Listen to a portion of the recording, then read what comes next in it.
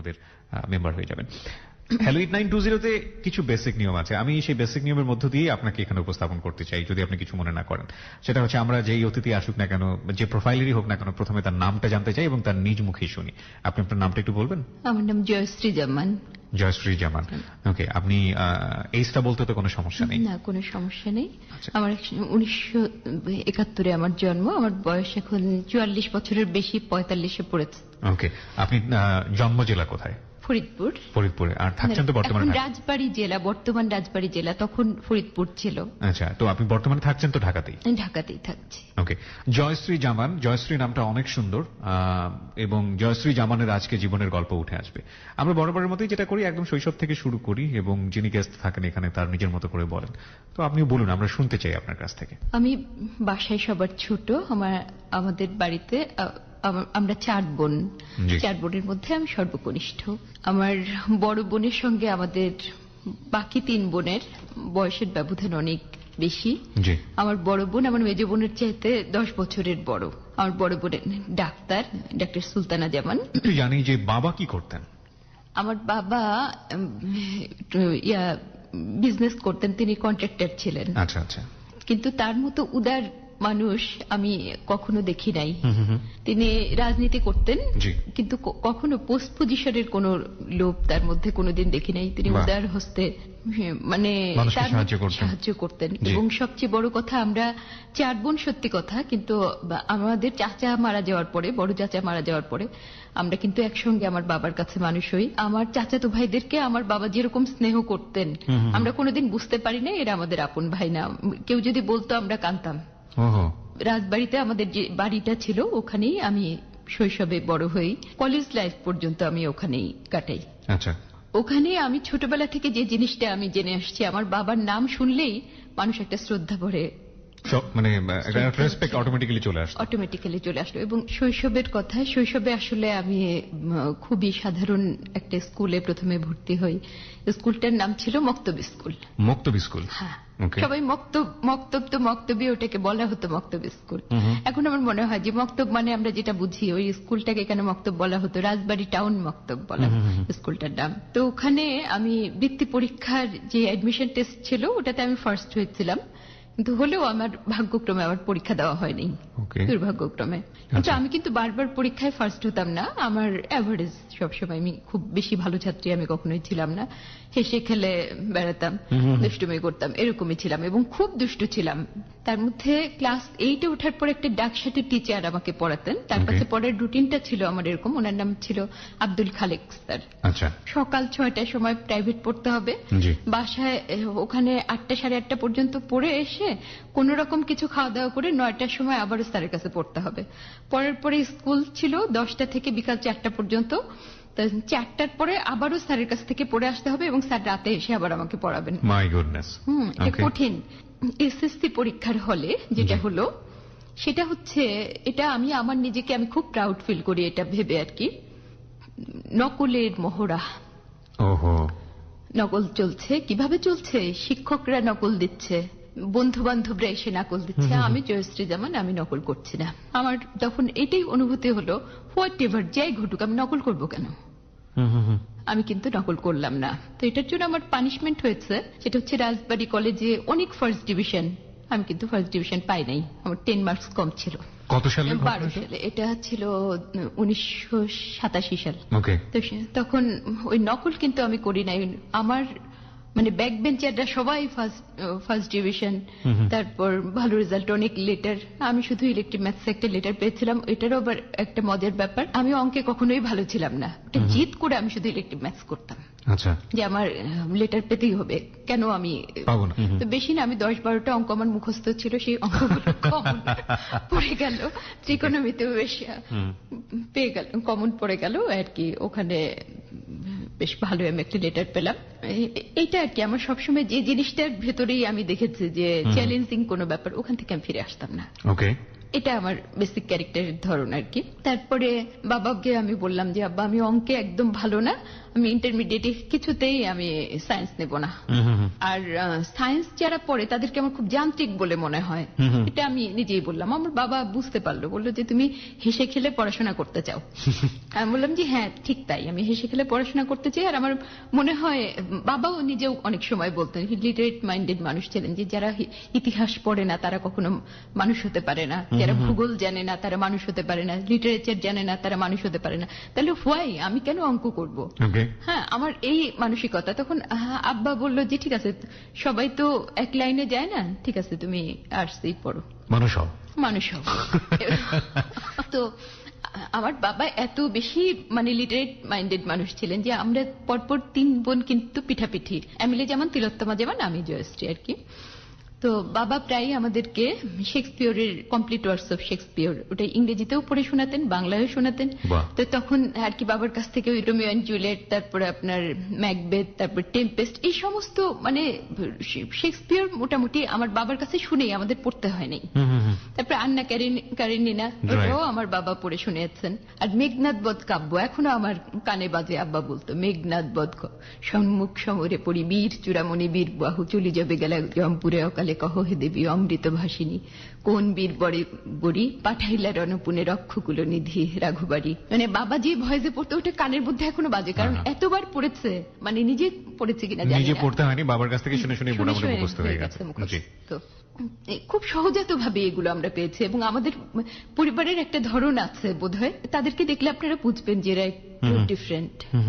আমার বোনদেরকে বলেন, এবং আমরা বৈষয়িক না, বৈষয়িক পৃথিবী থেকে আমরা অনেক আলাদা। যে ফার্স্ট ডিভিশন পেতে হবে, ফার্স্ট হতে হবে, এর চেয়েও যেন বাবা বেশি করে শিখিয়েছেন সত্য কথা বলতে হবে, ভালো মানুষ হতে হবে, এই টিচগুলো আমরা বেশি পেয়েছি।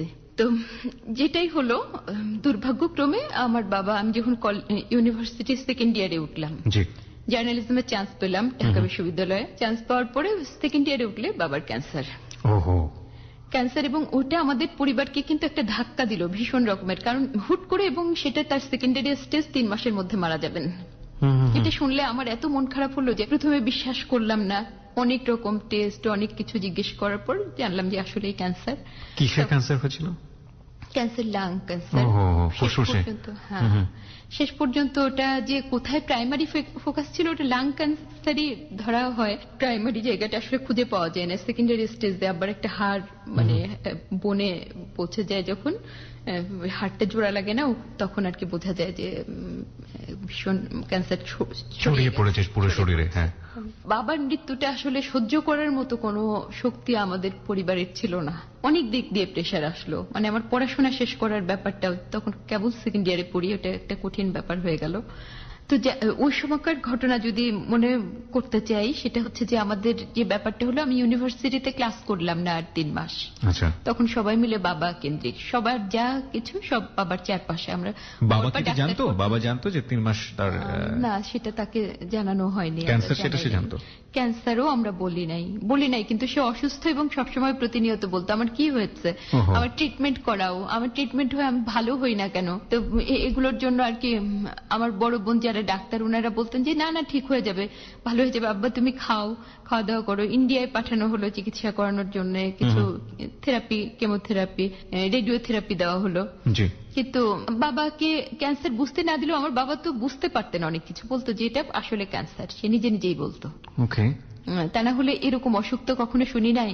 ক্যান্সার অ্যাকচুয়ালি আমার তখন মনে হতো যে একটা ক্যান্সার সোসাইটি করা দরকার। তখন কিন্তু আমার ভেতরে ভেতরে এমন ইচ্ছা করতো, বাবা কফ কাশিতে রক্ত যাচ্ছে, সে কাশছে, কষ্ট পাচ্ছে, এগুলো সহ্যের মতো কোনো বিষয় না আসলে। তখন যেটা ছিল, আমরা সবাই বাবার চারপাশে ছিলাম, এবং সবচেয়ে বড় কথা যে শেষ মুহূর্তে বাবা বলল যে আমি ঢাকায় আর থাকবো না, আমার ট্রিটমেন্টের দরকার নেই, দেশে নিয়ে যাও। তখন নিয়ে গেলে, হ্যাঁ, রাজবাড়ি। তো রাজবাড়ি আমাদের ওই বাড়িতে তখন কি হতো, প্রতিদিন 50-60 জন লোক তো আব্বার চারপাশে থাকতোই, 100-200 লোকও থাকতো আর কি। সবাই, আব্বা হচ্ছে কমন কাকা সবার, সবাই সেবা করতো আব্বাকে। আব্বা তো আনকনসিয়াস হয়ে গেছে, তখনও মানে সব মানুষ চারপাশে ছিল, বাবাকে দেখাশোনা করতো। ওই আর কি, এই ফিলিং গুলো বলা যাবে না আর কি, ফিলিং আসলে বলা যায় না। ওকে ফাইন, আমরা স্কিপ করতে চাই। আমি জানি যে এটা একটা সন্তানের জন্য এই জিনিসটা বলাটা কতটা কঠিন, এবং আমরা ওই মৃত্যু দিনটা নিয়ে আসলে কথাও বলতে চাই না। ওকে, এটা তো ঠিক যে আপনাদের পরিবারে বাবার অ্যাবসেন্সটা অনেক বড়ভাবেই একটা ধাক্কা দিল, তাই না? সব দিক থেকে, মানসিকভাবে, ইকোনমিক্যালি আমি ঠিক জানি না কি অবস্থা, একটু শুনি তারপর। ইকোনমিক্যালি খারাপ খুব বেশি হয়নি, এই কারণে যে আমার বড় চাচাতো ভাই উনি ডাক্তার, বড়পা ডাক্তার, এরা আমাদেরকে কিছুটা মানিয়ে নিয়েছেন, সাপোর্ট দিয়েছেন, যার কারণে ইকোনমিক ব্যাপারটার চাইতে আসলে মানসিক ব্যাপারটাই আমাদেরকে বেশি প্রভাবিত করেছে, যে বাবা নাই এটা কেমন। এরকম হতে হতে যেটা হলো, আমি একটু আবেগপ্রবণ এবং একটু হুইমসিক্যাল, আমি কিছু পরীক্ষা ড্রপ দিলাম। স্বাভাবিকভাবে আমার মন এত বেশি খারাপ যে ওটা নিয়ন্ত্রণের ভেতরে ছিল না। যেটা হলো যে একদিন আমার মা খুব আমার উপরে রাগ করলো যে একটু গুছিয়ে ওঠা উচিত, বাবা মারা গেলে কি হবে, তাই বলে তো কিছু করা দরকার। আমার ইমিডিয়েট বড় বোন তিলোত্তমা, ও আবার আমাকে খুব ভালোবাসে, ও আমাকে খুব বকা দিল যে তুই কেন এরকম হয়ে যাচ্ছিস, এত মন খারাপ করার কি আছে, এরকম বললে আমার খুব রাগ হলো। আমি রাগ হয়ে কাঁদতে কাঁদতে, মানে আমার চোখ দিয়ে পানি, আমি হাঁটতে হাঁটতে মোহাম্মদপুর থেকে হাঁটতে হাঁটতে আমি ইউনিভার্সিটিতে গেলাম। আচ্ছা, এটা ছিল ঘটনা। তো হেঁটে, তখন আবার আমার একটা অভ্যাস ছিল সিঁদুর দিয়ে টিপ নিতাম, সিঁদুর টিপ নিতাম, এবং সত্যি বলতে তখন দেখতে টেকতে ভালো ছিলাম। তো আপনি এখনো দেখতে মাশাআল্লাহ অনেক ভালো। সিঁদুর তো আপনাদের যেটা হয় যে বিয়ের পরে। না, আমি হিন্দু না, অ্যাকচুয়ালি আমি মুসলিম। ওকে, জয়শ্রী নাম। I am really sorry. আমি 71-এ জন্ম বলেই আমার এমন নাম, জয় বাংলা জয়শ্রী। আচ্ছা আচ্ছা আচ্ছা, আমার জন্মটা 71-এ। ওকে। এবং সেটাও খুব ইন্টারেস্টিং ব্যাপার, পালিয়ে যে 71-এ পালিয়ে যে আমার জন্ম। আচ্ছা, পদমদি গ্রামে। ও, গ্রামে পালিয়ে গিয়েছিল পুরো পরিবার, ওখানে গিয়ে আপনার জন্ম হয়েছিল, সেই কারণে বাবা নাম রেখেছিল জয়শ্রী। আমি নিশ্চয়ই ফার্স্ট টাইম কনফিউজ না, এরকম অনেকেই কনফিউজ হয়েছে। ওকে, বলুন। অনেকে কনভার্টেড মুসলিম বলে মনে করে।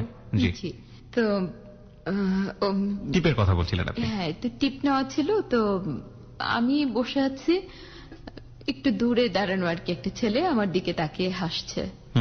সে বলতেছে যে তোমার নাম কি, তুমি করেই বলছে। কোথায় এটা, কোন লোকেশন? ইউনিভার্সিটিতে, ঢাকা ইউনিভার্সিটিতে। ইউনিভার্সিটিতে অফিস রুমে। আচ্ছা, হাসতেছে। তো আমি হাসলে আমার কিন্তু মন খারাপ, আমি কাঁদছি বা কারো কাছে অভিযোগ করছি যে আমার লাইফে অনেক কষ্ট, আর সঙ্গে বোধহয় এগুলো বলছি। তো সে হাসছে, খুব সুন্দর নির্মল একটা হাসি। সত্যি বলতে এরকম একটা হাসি আমি ক্লাস 6-এ যখন পড়ি, এরকম একটা হাসি দেখে আমি সেই ছেলেটাকে খুব খুঁজে বেড়াতাম, আজও খুঁজে পাই নাই। বাই দ্য ওয়ে, প্রিয় শ্রোতা, আমরা এই জায়গাটায় ছোট্ট একটা ব্রেক নিতে চাই। আপনারা সবাই শুনছেন close up presence hello 8920 ABC radio FM 89.2 এ। আমি আরজে কিবরিয়া রয়েছে আপনার সঙ্গে, এবং আজকে জয়শ্রী জামান, যিনি তার জীবনের গল্প এখানে বলতে এসছেন। জয়শ্রী জামানকে অনেকেই চিনবেন যারা ডেইলি প্রথম আলো পড়েন, এবং জয়শ্রী জামানকে নিয়ে কিছুদিন আগে আমি একটু বলতে চাই। 8ই সেপ্টেম্বর 2015 তাকে নিয়ে প্রথম আলো একটি অনেক বড় একটা রিপোর্ট করেছিল। রিপোর্টের শিরোনাম ছিল ফাইট করে বাঁচতে হবে। যারা ওটা পড়েছেন তারা তো জয়শ্রী জামান সম্পর্কে মোটামুটি জানবেনই, কিন্তু আজকে যে জয়শ্রী জামানকে আমরা এখানে আবিষ্কার করছি সেটা পুরোপুরি বলা যেতে পারে অনেক বিষয়ই হয়তো বা সেখানে আসেনি। এবং আমি প্রথম আলোকে স্পেশালি থ্যাঙ্কস দিতে চাই আজকের এই অনুষ্ঠানটি থেকে, কারণ প্রথম আলো এরকম একটা রিপোর্ট না করলে আজকে হয়তো জয়শ্রী জামানকে আমি হ্যালো 8920 নিয়ে আসতে পারতাম না। তো আমাদের সবারই শোনা উচিত যে আজকের এই জীবনের গল্প আমাদের ব্যক্তিগত জীবনের জন্য অনেক বড় একটা পাথেয় হবে। আমরা ফিরে আসতে চাই মাত্র 3 মিনিট পরে। আর যারা তাকে দেখতে চান চলে আসতে পারেন আমাদের এবিসি রেডিওর ফ্যান পেজে, ফেসবুক ভেরিফাইড এবিসি রেডিওর ফ্যান পেজ www.facebook.com/abcradiofm89.2। এছাড়া যারা হ্যালো 8920 ফেসবুকের মাধ্যমে স্টোরি লিখে পাঠাতে চান, আমাদের গেস্টের সঙ্গে সরাসরি যোগাযোগ করতে চান, পুরো সপ্তাহব্যাপী জানতে চান যে হ্যালো 8920 কি হচ্ছে, এছাড়াও যারা হ্যালো 8920 মেম্বার হতে চান এবং হ্যালো 8920 সম্পর্কে যাবতীয় তথ্যাবলী সবসময় জানতে চান, পুরো সপ্তাহব্যাপী আমরা যে পেজটিতে অ্যাক্টিভিটি চালাই সেটা হচ্ছে www.facebook.com/kibria.rj। স্পেলিংটা হচ্ছে KEBRIA.RJ। আমাদের একটা বিষয় একটু সবাইকে নক করছি, আমাদের রেডিওর কোনো অনুষ্ঠানেরই কোনো পেজ নেই, শুধুমাত্র একটি পেজই রয়েছে, এবিসি রেডিও এফএম 89.2, এবং এটা ফেসবুক ভেরিফাইড পেজ। এছাড়া প্রত্যেকটি আরজেরই মোটামুটি ফ্যান পেজ রয়েছে, তো এটাও একটি ফ্যান পেজ, এবং এখানে আসলে আপনি শুধু হ্যালো 8920 নিয়ে যাবতীয় তথ্যাবলী পেয়ে থাকবেন। আবারও বলছি www.facebook.com/kibria.rj, KEBRIA.rj।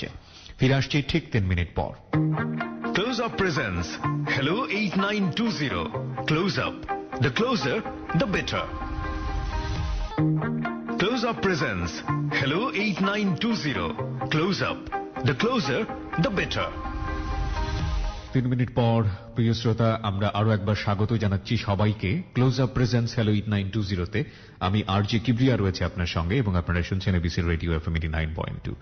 জয়শ্রী জামানকে কিছু বলতে চাইলে, তার সঙ্গে যোগাযোগ করতে চাইলে, এবং একই সাথে যারা জীবনের গল্প বলতে চান, তারা যদি আমাদের এই অনুষ্ঠানে আসতে চান, তারা আমাদেরকে ফোন করতে পারেন। আমাদের ফোন নাম্বার হচ্ছে 09613892 আমি আবারও বলছি 09613892 এছাড়া ফেসবুকেও চলে আসতে পারেন আপনি আমাদের এবিসি রেডিওর ফেসবুক ভেরিফাইড ফ্যান পেজে www.facebook.com/ABC Radio FM 89.2। এছাড়া হ্যালো 8920 নিয়ে আপনি যদি ফেসবুকের মাধ্যমে আপনার স্টোরি লিখে পাঠাতে চান, এবং হ্যালো 8920 নিয়ে যাবতীয় তথ্যাবলী চান, পুরনো অনুষ্ঠানগুলো ডাউনলোড করতে চান, আমার সঙ্গে সরাসরি যোগাযোগ করতে চান, আসতে পারেন আমার ফ্যান পেজেও www.facebook.com/kibria.rj, KEBRIA.rj।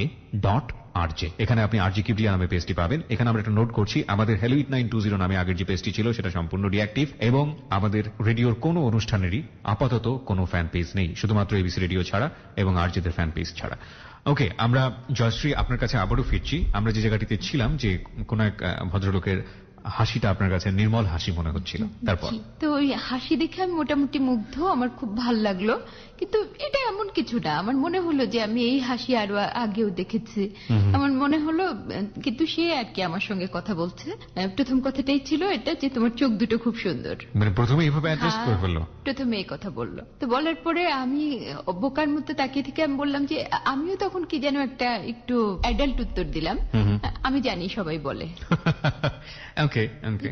তো এটা বলার পরে তার ভালো লাগে নাই, তখন সে বলছে বাঙালির অবজারভেশন স্কিল খুব ভালো মনে হয়, তোমার চোখ তো ছোট, সুন্দর চোখ মানে তো বড় চোখ, চোখ তো ছোট। ওকে, সে আসলে এক্সপেক্ট করেন এই ধরনের একটা উত্তর আসবে। হ্যাঁ। তো যাই হোক, আবার একদিন আমার সঙ্গে দেখা হলো, আমাকে বললো আমাকে একদিন একটু সময় দাও, তোমার সঙ্গে একটু কথা বলবো। আমি বললাম ঠিক আছে। তো আমি কখন কথা বলবো, বলে যে বুধবারের দিন সকাল 7টায় আসবা। তখন আমি দেখলাম, হিসাব মিলাই দেখলাম যে বুধবারে 8টার দিকে আমার একটা ক্লাস আছে, একটু আগে আসা যাবে।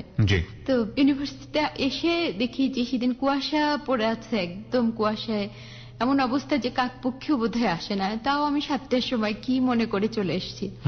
তারপরে আসার পরে আমার মনে হলো যে এই ধরনের বললো আর আমি চলে আসলাম, আমার নিজের কাছেও কেমন একটু লাগলো। তারপরে যা হোক, সে কিন্তু দেরি করে আসলো।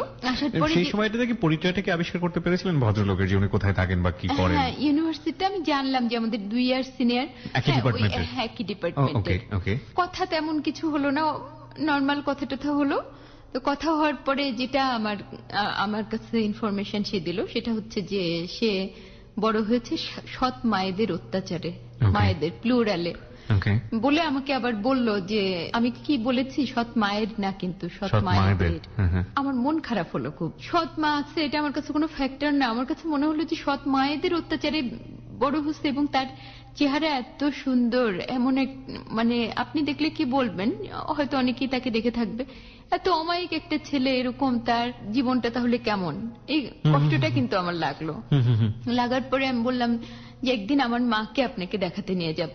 আচ্ছা, এটা বললাম। তখন কি আপনি ইউনিভার্সিটিতে থেকেই ক্লাস করতেন? কোন হলে থাকতেন তখন? আমি শামসুন্নাহার হলে ছিলেন। আচ্ছা।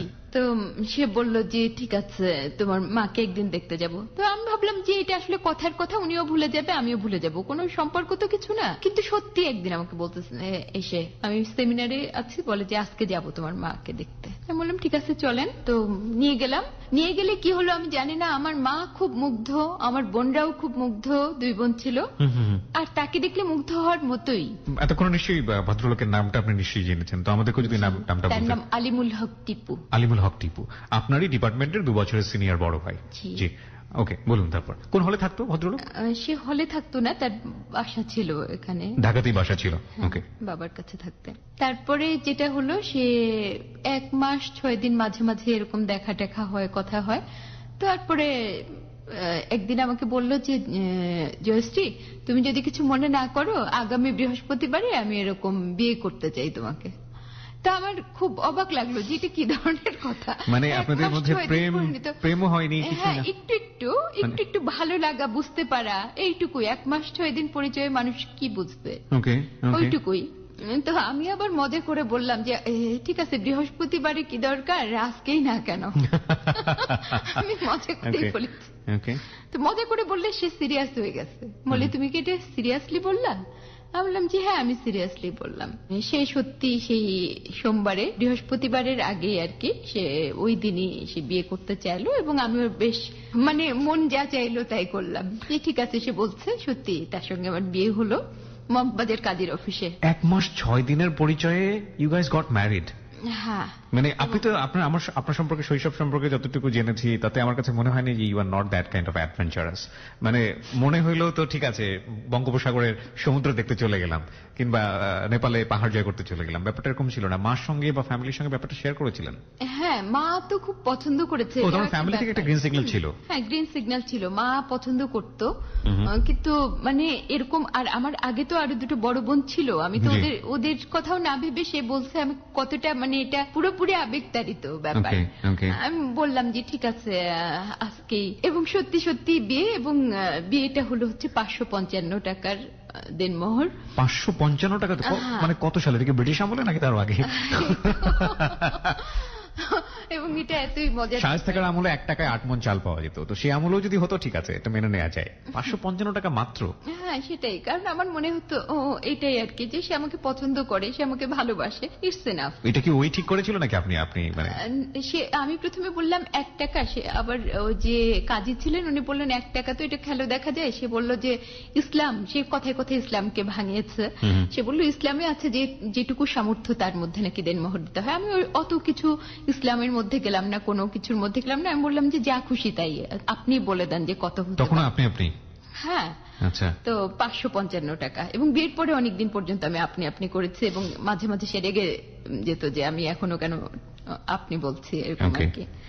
বিয়ে হলো আপনাদের 555 টাকা দেন? হলো 555 টাকা খাবি। তারপরে যেটা হলো, তার আমার প্রতি অত্যন্ত বেশি মানে মায়া, সে চলে আসে, আমাদের বাসায় চলে আসে। আমি জানলাম পরে, আমি তখন জানতাম না যে সে আসলে ফার্স্ট ক্লাস ফার্স্ট হতে পারে, সেকেন্ডও হতে পারে, ফার্স্ট ক্লাস সে পাবেই। মানে বিয়ের আগেও আপনি জানতেন না এটা? না, আমি জানতাম না। Very interesting. আমি একটু জাস্ট ইন্টারাপ্ট করছি বারবার, সেটা আসলে পুরো ঘটনাটাকে আবিষ্কার করার জন্য। আপনি বাসায় জানালেন বিয়ে করার পরে? হ্যাঁ, ওই দিন রাত্রি। বাসা থেকে রিয়াকশন কি ছিল? বাসায় যেটা রিয়াকশন হচ্ছে যে আমরা তো রাজিই ছিলাম, তোমাদের এভাবে বিয়ে করার কি দরকার, এটা। আর আমার সেজ আপু যেটা করলো সেটা হচ্ছে যে আমাকে খাওয়াই দিল, কিন্তু খুব রাগ, তাদের মনটা একটু খারাপ হয়েছে, বেশি কিছু বলে নাই। হ্যাঁ। আর ওর ফ্যামিলিতে? আর ওর ফ্যামিলির কথা আমি বলি, ওর ফ্যামিলিতে ও তখন জানায় নাই। কয়েকদিন পরে দেখি ওর বড় ভাবি আছেন একটা, সেই ভাবি আমাকে একটা জেসমিন সেন্ট আর একটা শাড়ি পাঠিয়েছে। আচ্ছা। তো পাঠানোর পরে আমাকে বললো যে ভাবির নাকি সন্তানহীনা একটা বাচ্চা অ্যাডপ্ট করেছে, এবং এই ভাবি আমাকে খুব স্নেহ করবেন, এরকম তথ্য দিলেন। কিন্তু যেটা আমি দেখলাম যে তার এমন অবস্থা যে সে আমাদের বাসায় আসবে, আমাদের বাসায় থাকবে, তার আর পড়াশোনা নাই। হ্যাঁ, তখন আমার মনে হলো যে ঘর জামাই হওয়ার চেষ্টা করছে। না, তার তো স্বেচ্ছায় ঘর জামাই না, তার পড়াশোনা তো শেষ হয়ে যাবে, এইটা আমার মনে হলো। তখন আমি বললাম যে আমি একটা কথা বলি, আমি তাকে বললাম যে কোনো চিন্তা নেই, আমি কাল পরশু তোমাদের বাড়িতে চলে যাব। তো বলে যে তুমি আমাদের বাড়িতে চলে যাবো? আমি বললাম যে হ্যাঁ। বাসার ঠিকানা আমি কোনোভাবে কালেক্ট করলাম, ভাবির কিভাবে যেন ফোন টোন কালেক্ট করার পর যেটা করলাম, ওই ভাবির দেওয়া ওই নীল শাড়িটা পরলাম, আর চলে গেলাম ওদের বাড়িতে একা একাই। যে ওর বাবাকে সালাম করে বললাম যে আমি হচ্ছে এ বাসার ছোট বউ, আর কোনো ঝামেলা নাই, আমি এসে গেছি। তো তারা আমাকে কেন জানি খুব পছন্দ করলো, কিছুই বললো না, খুব ভালো তারা। মানে টিপুর ওই বাসায় খুব হোল্ড ছিল আর কি, যেহেতু ওদের বাসায় একটা বই ছিল ওই বাসায়, তো তারা আমাকে খুব উষ্ণ অভ্যর্থনাই দিল, কোনো অসুবিধা হয় নাই। উনি কি পরিবারের বড় সন্তান ছিলেন? ছোট, সবার ছোট? সবার কিন্তু অন্য মায়েদের সন্তান আছে, মানে আচ্ছা। ওই মায়ের পক্ষ থেকে ছোট ছোট ছিলেন। আচ্ছা, কোথায় থাকতেন ঢাকাতে? ঢাকায় সিভিল এভিয়েশনের ওখানে একটা বাসা নিয়ে থাকতো। তো ওখানে আর কি বেশ ভালোই লাগতো আমার, কারণ আমি এরকম পারিবারিক পরিবেশ আমার খুব ভালো লাগতো। অনেক ভাই বোন সবাই মিলে আছে, আর বিশেষত টিপুল স্টেপ মাদারের যে মেয়েটা ছিল তুলি, ওটা আমার চারপাশ দিয়ে খুব ঘুরতো, ওটাকে খুব মায়া লাগতো। আমার কাছে না পুরো বিষয়টা না ছবির মতো মনে হচ্ছে, যে এই কারণে যে বিয়ে করা তো একটা বিশাল রেসপন্সিবিলিটির ব্যাপার, এবং এটা দুজনেরই পরিণত বয়স বলা যেতে পারে। সেই সময় ইউনিভার্সিটিতে পড়ছেন আপনারা, কিন্তু কতটা অ্যাডভেঞ্চারাস, মানে দুজনই করে ফেললেন। দুজনের ফ্যামিলি ব্যাকগ্রাউন্ডের জায়গা থেকে একটা প্রচুর রেসপন্সিবিলিটি থাকার কথা ফ্যামিলিতে কন্ট্রিবিউশন করার জায়গাতে, সেটা নিয়েও একবার চিন্তা হলো না? আপনি গিয়ে সালাম করে বলে ফেললেন যে আমি আর কোনো টেনশন নেই, আমি বাড়ির ছোট বউ বা ওরকম কিছু একটা এসে গেছি, আপনার বাড়ি থেকেও রাগ করে খাইয়ে দেওয়া হচ্ছে, সবকিছু মিটমাট। এটা একটা নাটকের মতো মনে হচ্ছে, যে হাউ ইট ইজ পসিবল। হ্যাঁ, অ্যাকচুয়ালি নাটকের মতো। এবং আমার ফ্যামিলির ব্যাপারটা যেটা ছিল, বাবা নাই, মানে আমার কিন্তু কোনো গার্ডিয়ান নাই। জি। যেহেতু আমরা 4 বোন, আমার বড় চাচাতো ভাই একটু দুঃখ পেয়েছিলেন, উনি খুব রিয়াক্ট করেছিলেন, বলছিলেন যে এগুলো বিয়েটি আমি মানি না। কেন করলি, এগুলো করার কোনো মানে নাই, এগুলো মানি না, এরকম বড় চাচাতো ভাই খুব রিয়াক্ট করেছিলেন। এমনি আপন বোন যারা, তারা রিয়াক্ট করার মতো, আমাকে কিছু বলার মতো না, কারণ জানতো যে এমনিতেই মন খারাপ, নানান রকমের মন খারাপ, এখন আমাকে বকা টকা দিয়ে কোনো লাভ নেই। জি। আর মা তো আসলে ভেঙে পড়া মানুষ, সেটাই। আমাকে আর কি এমনিতে বলবে। কোনো প্ল্যান কি ছিল যে বিয়েটা এখন করে রাখছি, পরবর্তীতে যখন স্টাবলিশড হবো তখন সংসার করব, নাকি ঠিক আছে এটাও কোনো প্ল্যান ছিল না, ধাম করে চলে গেলাম, এরকম একটা ব্যাপার? আসলে পুরো ব্যাপারটা একটা ইমোশন ছিল, ধাম করে চলে গেলাম, কোনো রকম কোনো প্ল্যান বা কিছু প্ল্যানের নেই। কোনো ব্যাপার না। কিন্তু যেটা আমার মাথায় ছিল যে সেটা হচ্ছে আমি পড়াশোনা কন্টিনিউ করব, আস্তে আস্তে চাকরি করব, এটা আমার মাথায় ছিল। ওকে, তো গেলেন আপনি নতুন সংসার, তারপর? হ্যাঁ, নতুন সংসার। ওখানে কিছু বিচ্ছিন্ন ব্যাপার ছিল, যে আমি অ্যাকচুয়ালি ওখানে অ্যাডজাস্ট করে গেছি সবসময়, অ্যাডজাস্ট করার মতো না, কারণ আমাদের ফ্যামিলিটা যেমন ছিল ওদের ফ্যামিলিটা আসলে ওরকম না, ওটা আমি খুব তাড়াতাড়ি বুঝে গেলাম। যেমন আমাদের ফ্যামিলিতে আমি কখনো দেখি নাই কারণ আমি দুর্নাম করতে, কখনো আচ্ছা। কাউকে খোঁচা দিতে আমি দেখি নাই। আমাদের বাসা ছিল কোয়াইট একটা লিটারেট ফ্যামিলি। ওকে। আর ওখানে যেটা আমি দেখেছি, ওর মামাতো বোনরা এসে আমাকে নিয়ে মন্তব্য করছে, তো যেগুলো সহ্যের বাইরে আর কি, এগুলো আমি পছন্দ করি না, আমার ভালো লাগে না। ওকে। আলাদা কোথাও থাকতে পারবো, কিন্তু এই খোঁচাখুচির মধ্যে আমি থাকতে পারবো না। বাই দিস টাইম 1 বছরের পরে মনমন হবে আর কি। মনমন মানে হচ্ছে আপনার বড় ফার্স্ট মেয়ে। বেবি? ফার্স্ট বেবি, ওকে। তখন যেটা হলো সেটা হচ্ছে যে ওই যে একটা বাস্তবতা, এই বাস্তবতা তো আর আমি বুঝি নাই। বাচ্চা হওয়ার ব্যাপারটা যে একটা এত বড় যুদ্ধ, সব যুদ্ধ বুঝতে পারছি, কিন্তু ওই সময় আমি সিকও হয়ে গেলাম ভীষণ রকম। আর আমার একটা অসুখ ছোটবেলা থেকে ছিল, সেটা হচ্ছে যে আমার ব্লাড হিমোগ্লোবিন খুব কমে যেত, না খাওয়ার কারণে অনিয়ম হয়ে যেত, যার জন্য ব্লাড হিমোগ্লোবিন কমে যেত। তারপরে মনে হবে আমি খুব সিক হয়ে গেলাম, অসুস্থতা। এটা কিন্তু একটা ব্যাপার যে আমার শরীরটা কখনোই ভালো থাকে নাই তখন থেকে। তো মনমনের জন্মের সময় যে আমি এত বেশি সিক হয়ে গেলাম যে কল্পনাই করা যায় না। পড়াশোনাটাও তখন একটু বিঘ্নিত হলো, অনার্স কমপ্লিট হয়ে গেছে, কিন্তু মাস্টার্স পরীক্ষাটা মনে হয় আমার ওই সময়ে। সে সময় আপনার হাজবেন্ডের রেজাল্ট কি ছিল? উনি ফার্স্ট ক্লাস পেলেন? সেকেন্ড। ফার্স্ট ক্লাস সেকেন্ড হলেন। যেটা আমার কাছে তার ভেতরে আমি প্রায় দেখতাম, যেটা মেলাতে পারতাম না তার সঙ্গে। খুব ধর্মের কথা বলতো, কিন্তু দেখা যেত সে নামাজ পড়ছে না। ওকে, ওকে। দীর্ঘদিন নামাজ পড়ে না, এবং আমি বলতাম যে নামাজ পড়ো না কেন, এত ধর্মের কথা বলো, নামাজ পড়ছো না। তারপরে কিছুদিন পরে দেখি নামাজ পড়ে, কিন্তু ব্যাপারটা হচ্ছে যে যে এত ধর্মের কথা বলে তার জীবনের সঙ্গে তো সেটা মিল থাকতে হবে। জি, প্র্যাকটিসে থাকতে হবে। হ্যাঁ, কোনোভাবে অ্যাডজাস্ট হয় না। তারপরে যেটা বলছিলাম যে মনমনির জন্মের সময় আমি আর থাকবো না ওদের কাছে, কারণ আমি বুঝতে পারছি যে এখানে আসলে আমি অ্যাডজাস্ট করতে পারবো না, আমার মেন্টালি আমার ভালো লাগে না। তো তখন সে কোঅপারেট করলো, মোহাম্মদপুরে একটা বাসা নিলাম, ওখানে থাকলাম। মোহাম্মদপুরের বাসাটার কাছেই আমার মা থাকতেন, জি। 3 তলার একটা ফ্ল্যাটে থাকতেন, আমার বড় বোনের 3 তলার ফ্ল্যাটে থাকতেন। মা আমাকে একটু দেখাশোনা করতেন, মা আমাকে অনেক ভালোবাসতেন। আর মনমনের জন্ম হলো, মনমনের জন্ম হওয়ার পরে যেটা হলো যে ওকে নিয়েই আমার সবকিছু হয়ে গেল।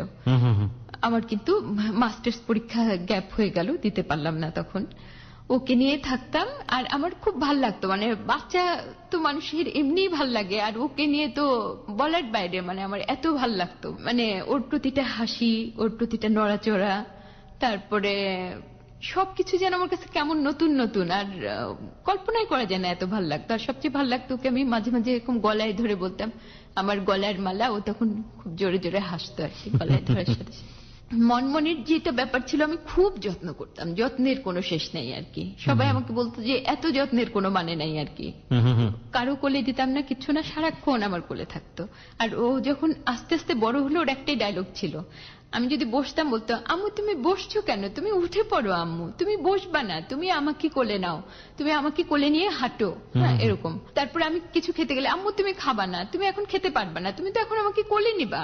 মানে সে সম্পূর্ণ এই বাচ্চাটার যেটা ব্যাপার ছিল, সে আমাকে এক চুল ছাড়তে চাইতো না 1 সেকেন্ডের জন্য। এবং আমি ইউনিভার্সিটিতে যখন আমি মাস্টার্স পরীক্ষা দিলাম, তখন আমি তাকে বাসায় কারো কাছে রেখে না যেয়ে আমি যখন ফর্ম টর্মের কাজগুলো করতাম, ওকে কোলে নিয়ে আমি ওই ফর্ম তুলতাম, তারপরে সবকিছু, এবং মাঝে মাঝে ইউনিভার্সিটিতে ক্লাস করতে ওকে নিয়ে আসতাম। তখন কি মানে হাজবেন্ড জব করছে, রাইট? জি। ওকে, কোথায় জব করছে? ইত্তেফাকে ছিল। ইত্তেফাকে জয়েন করে ফেলেছে তখন? জি। ওকে। সে চাকরি করছে, তার যেটা ব্যাপার ছিল, ইত্তেফাকে থাকা অবস্থায় তাকে আমি একটা মানুষ হিসাবে, সে ভালো ছিল, তাকে আমি দেখি নাই যে তার কোনো দোষ ত্রুটি তেমন দেখি নাই, কিন্তু কিছু কিছু ব্যাপারে আমার মনে হতো সে ক্রুয়েল। ক্রুয়েল যেমন আমার সঙ্গে ক্রুয়েলটি গুলো বেশি প্রকাশ পেত। এরকম কোন স্টোরি কি আছে? হ্যাঁ, এরকম স্টোরি আছে। এটা যে আমি একদিন রান্না করছি, মনমন কাঁদছে, হ্যাঁ, ও তো আমাকে চাচ্ছে, খুব কাঁদছে। তো আমি কাজের বুয়াকে বলতেছি যে একটু মনমনকে ধরেন, আমি তাড়াতাড়ি রান্নাটা করি। সে জাস্ট আমাকে 2-4টা ধমক দিয়ে, আমি কেন রান্না করছি, মনমন কেন কাঁদছে, সে রাত 12টার সময় চলে গেল, বাসা থেকে বের হয়ে গেল। এটা কি ফর দ্য ফার্স্ট টাইম বাসা থেকে বের হয়ে যাওয়া? হ্যাঁ। প্রিয় শ্রোতা, আমরা এই জায়গাটা একটা ছোট্ট ব্রেক নিতে চাই। যারা প্রথম আলো পড়েছেন 2015 সালের 8ই সেপ্টেম্বরের প্রথম আলো, বিশেষ করে মাত্র কিছুদিন আগের ঘটনা, ফাইট করে বাঁচতে হবে এরকম একটা শিরোনামে, ওখানে আমাদের যিনি আজকে এখানে অতিথি হয়েছেন জয়শ্রী, এবং তার সন্তানদের নিয়ে যে রিপোর্টটি বের হয়েছিল, তারা কিছুটা হলো আমাদের এই আজকের স্টোরিটা জানেন।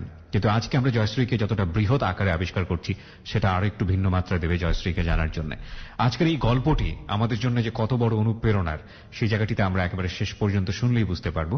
এই ফাঁকে আপনাদের সবাইকে বলছি, যারা হ্যালো 8920 শোনেন এবং এখানে এসে জীবনের গল্প বলতে চান, তারা প্লিজ আমাদের সঙ্গে যোগাযোগ করবেন। এখানে যোগাযোগ করার জন্য বেশ কটি মাধ্যম রয়েছে। আপনারা চাইলে ফোনের মাধ্যমে করতে পারেন, ফোন করে বলতে পারেন আপনার লাইফের স্টোরিটা কি, খুব ছোট করে বলতে হবে, এবং একই সাথে জয়শ্রী এই গল্প নিয়ে যদি কোনো মন্তব্য করার থাকে আপনি সেটাও করতে পারবেন।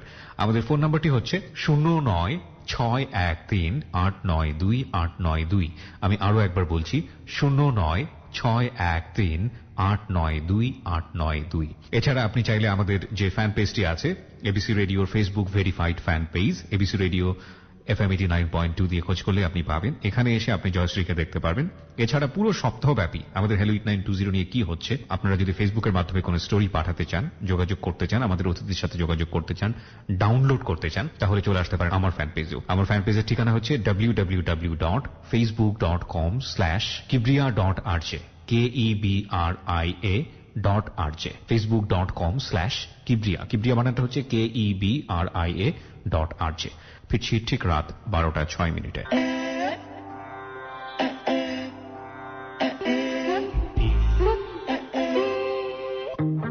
Close Up presents Hello 8920. Close Up.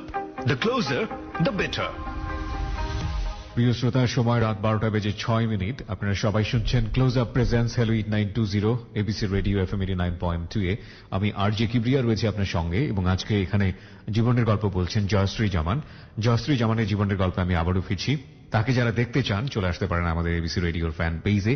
এছাড়াও হ্যালো 8920 যারা জীবনের গল্প লিখে পাঠাতে চান, এবং যারা ফেসবুকের মাধ্যমে আমাদের সাথে কমিউনিকেট করতে চান, অতিথির সাথে যোগাযোগ করতে চান, সারা সপ্তাহব্যাপী হ্যালো 8920 বিভিন্ন অ্যাক্টিভিটি নিয়ে যারা অবগত থাকতে চান, তারা চলে আসতে পারেন আমার ফ্যান পেজেও। অ্যাড্রেসটি হচ্ছে www.facebook.com/kibria.rj KEBRIA.RJ এই পেজটি আছে আরজে কিবরিয়া নামে। এখানে গিয়ে আপনি লাইক দেওয়ার সঙ্গে সঙ্গে আমার হ্যালো 8920 সহ রেডিওর অন্যান্য অনুষ্ঠানের যে অ্যাক্টিভিটিগুলো আছে সেগুলো পুরো সপ্তাহব্যাপী আপনি জানতে পারবেন। ওকে, এছাড়াও আপনি ফোন করতে পারেন। আমাদের ফোন নাম্বারটি হচ্ছে 09613892 আমি আবারও বলছি 09613892 জি, আপনার কাছে আবারও ফিরছি। আপনি বাসা থেকে বের হয়ে যাওয়ার ঘটনা বলছিলেন। জি, তারপর আপনি অ্যাকচুয়ালি জানতে চাচ্ছিলেন তার ক্রুয়েলটির কথা। ক্রুয়েলটির কথা অনেক আছে। যেমন সে, আমার মা অসুস্থ সেই সময় আর কি, যখন মনমন ছোট্ট, মনমনকে অনেক আদর করতো, মা আইসিইউতে ছিল, তখন মাকে আমি দেখতে যাব আইসিইউতে থাকার কথা শুনে, তার জন্য সে প্রচন্ড রিঅ্যাক্ট করলো। তার মেজাজ খুব খারাপ, আমার সঙ্গে কথাই বলে না। আবার মা অসুস্থ, আমার মন খুব খারাপ। এমন সময় আমাকে একদিন 2 কেজি কই মাছ নিয়ে আসলো তাজা। ওটা আমাকে কাটতে হলো রাত্রেবেলা মনমনকে নিয়ে। এবং ব্যাপারটা হচ্ছে যে আমি জীবনে মাছ কাটি নাই, মাছ একটা দৌড় দিয়ে চলে যায়, আবার সেটা ধরে এনে কাটার পরে যেটা আমার অবস্থা হয়েছিল যে হাত ফুলে গেল। আর যেটা ছিল তার আরো ক্রুয়েলটি আমি পরে দেখেছি, সেটা হচ্ছে তার একটা বোন আমার কাছে থেকে কিছুদিন পড়াশোনা করেছিল, সৎ বোন, যেহেতু তার স্টেপ মাদার অনেক, পলি নাম ছিল। তো পলির সামহাউ কোন একটা ওদের পারিবারিক, আমি এত কিছু বলতে চাই না, কারণে পলির উপরে তাদের খুব রাগ। আচ্ছা, রাগ এই কারণে পলির যখন একটা বেবি হলো, সেই বেবিটা মৃত, স্টিল বর্ন একটা বেবি হলো, এবং পলিও মারা যাচ্ছে। এটা শোনার পরে আমার খুব মন খারাপ হলো, আমি পলিকে দেখতে যাব। কোনো কথা নেই, আমার অনেক মন খারাপ। তো আমাকে বললো, পলিকে যদি তুমি দেখতে যাও তাহলে আর ফিরে এসো না। মানুষ রাগ করতে পারে, অনেক কিছু করতে পারে, অসুস্থতার সঙ্গে তো রাগ হয় না। এটা যখন দেখলাম আমার তার ক্রুয়েলটি, আমি বুঝতে পারলাম যে সে ক্রুয়েল। তারপরে আরো একটা জিনিস, সে ছোটবেলা তার দাদির কাছে নাকি মানুষ হয়েছে, এবং দাদি গো বলে নাকি সে দাদিকে ধরে রাখতো। সেই দাদি যেদিন মারা গেল, দাদিকে কবর দিয়ে এসে তারা তাস খেলতে বসলো, আনন্দের বন্যা। সে, তার ভাই এবং তার এক চাচা, তারা মিলে তাস খেলতে বসলো, এবং আমার মনে হলো কি আনন্দ তাদের, একটা মানুষকে কবর দিয়ে এসে দাফন করে এসে তারা আনন্দের সঙ্গে তাস খেলছে। তো এগুলো আমার কাছে স্ট্রাইক করেছে যে সে মানুষ হিসেবে ক্রুয়েল। তো আমার যেটা সবচেয়ে বেশি তার জন্য মায়া লাগতো এই শুরু থেকেই, যে তার মা নাই। এই জিনিসটা আমার মনে হতো যে মা নাই মানে সে আসলে কিছু শেখে নাই জীবনে, সে স্নেহ ভালোবাসা পায়নি, স্নেহ ভালোবাসার মর্যাদা সে বোঝে না, কিছুই সে বোঝে না। এই কারণে আমি তার বেশিরভাগ ব্যাপারগুলো আমি অ্যাডজাস্ট করে নেওয়ার চেষ্টা করতাম। কোনো কিছুর ব্যাপারে যদি আমাকে দোষ দিত, আমি বলতাম আমারই দোষ, সে ভালো, আমি সবসময় এরকম ভাবে করতাম। আরো ব্যাপার আছে, আমার বললাম না যে আমার প্রায় ব্লাড নিতে হয়, এখনো নিতে হতো, কিছুদিন আগে সারছে আর কি, ব্লাড হিমোগ্লোবিনটা এখন একটু ভালো। তো সে কি করতো, আমার যখন ব্লাড হিমোগ্লোবিন একদম কমে যেত, আমার বড়পার বাসায় আমাকে পাঠিয়ে দিত। পাঠিয়ে দিলে আমার বড়পা ডাক্তার, সে ব্লাড অ্যারেঞ্জ করে আমাকে ব্লাড দিত, দেওয়ার পরে আমি ফিরে আসতাম একা একা। কোনোদিনও এই ব্যাপারে কোনো সহযোগিতা করতো না সে। আমার বোন খুব মন খারাপ করতো যে আমার বোনটা আসছে ব্লাড নিয়ে, আবার তো ওদেরই সেবা দিতে যাবে, কিন্তু কোনোদিন তো তোর কাছে কাউকে আসতে দেখি না। মনমন হওয়ার পরে যেটা হলো, মনমনকে নিয়েই থাকতাম। মনমন ওর একটা বড় করে একটা ফার্স্ট বার্থডেটা করলাম আমরা অনেক ভালো করে, এটা আমার উৎসাহেই হলো। আমি বললাম যে না, মনমনের একটা সুন্দর জন্মদিন করব, ফার্স্ট বার্থডে। তো সেই বার্থডে অনেক ভালো করে করা হলো। ওখানে অনেক মানুষ, রাহাত খানও ওখানে গিয়েছিলেন। রাহাত খান ইত্তেফাকের বড় বড় উঁচুদর ব্যক্তিত্ব আসছিলেন তখন। তো সেই বার্থডে করা এবং মনমনের উপরে যেটা ছিল আমার ফুল কনসেন্ট্রেশন, তারও ভালো কনসেন্ট্রেশন ছিল। কিন্তু যেটা করতো, এই মনমন যখন ছোট্ট, তার এই জিনিসটা আমাকে কোনোভাবেই সে কোনো কোঅপারেট করতো না।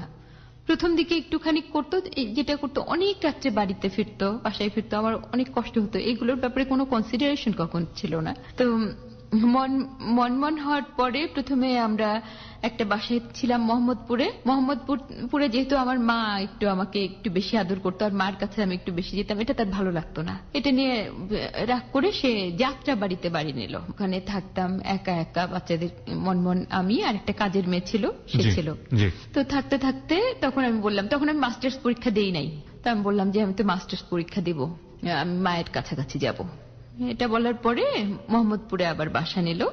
নেওয়ার পরে ওই যে আমি মাস্টার্স এর ফর্ম ফিল আপ করে মাস্টার্স পরীক্ষা দিলাম। তারপরে ওই পরীক্ষা দেওয়াও শেষ, সঙ্গে সঙ্গে সে বলল যে না, তোমাকে আর এখানে থাকা যাবে না, উত্তরায় বাসা নেই। মনমন তখন বয়স কত, 3 বছর।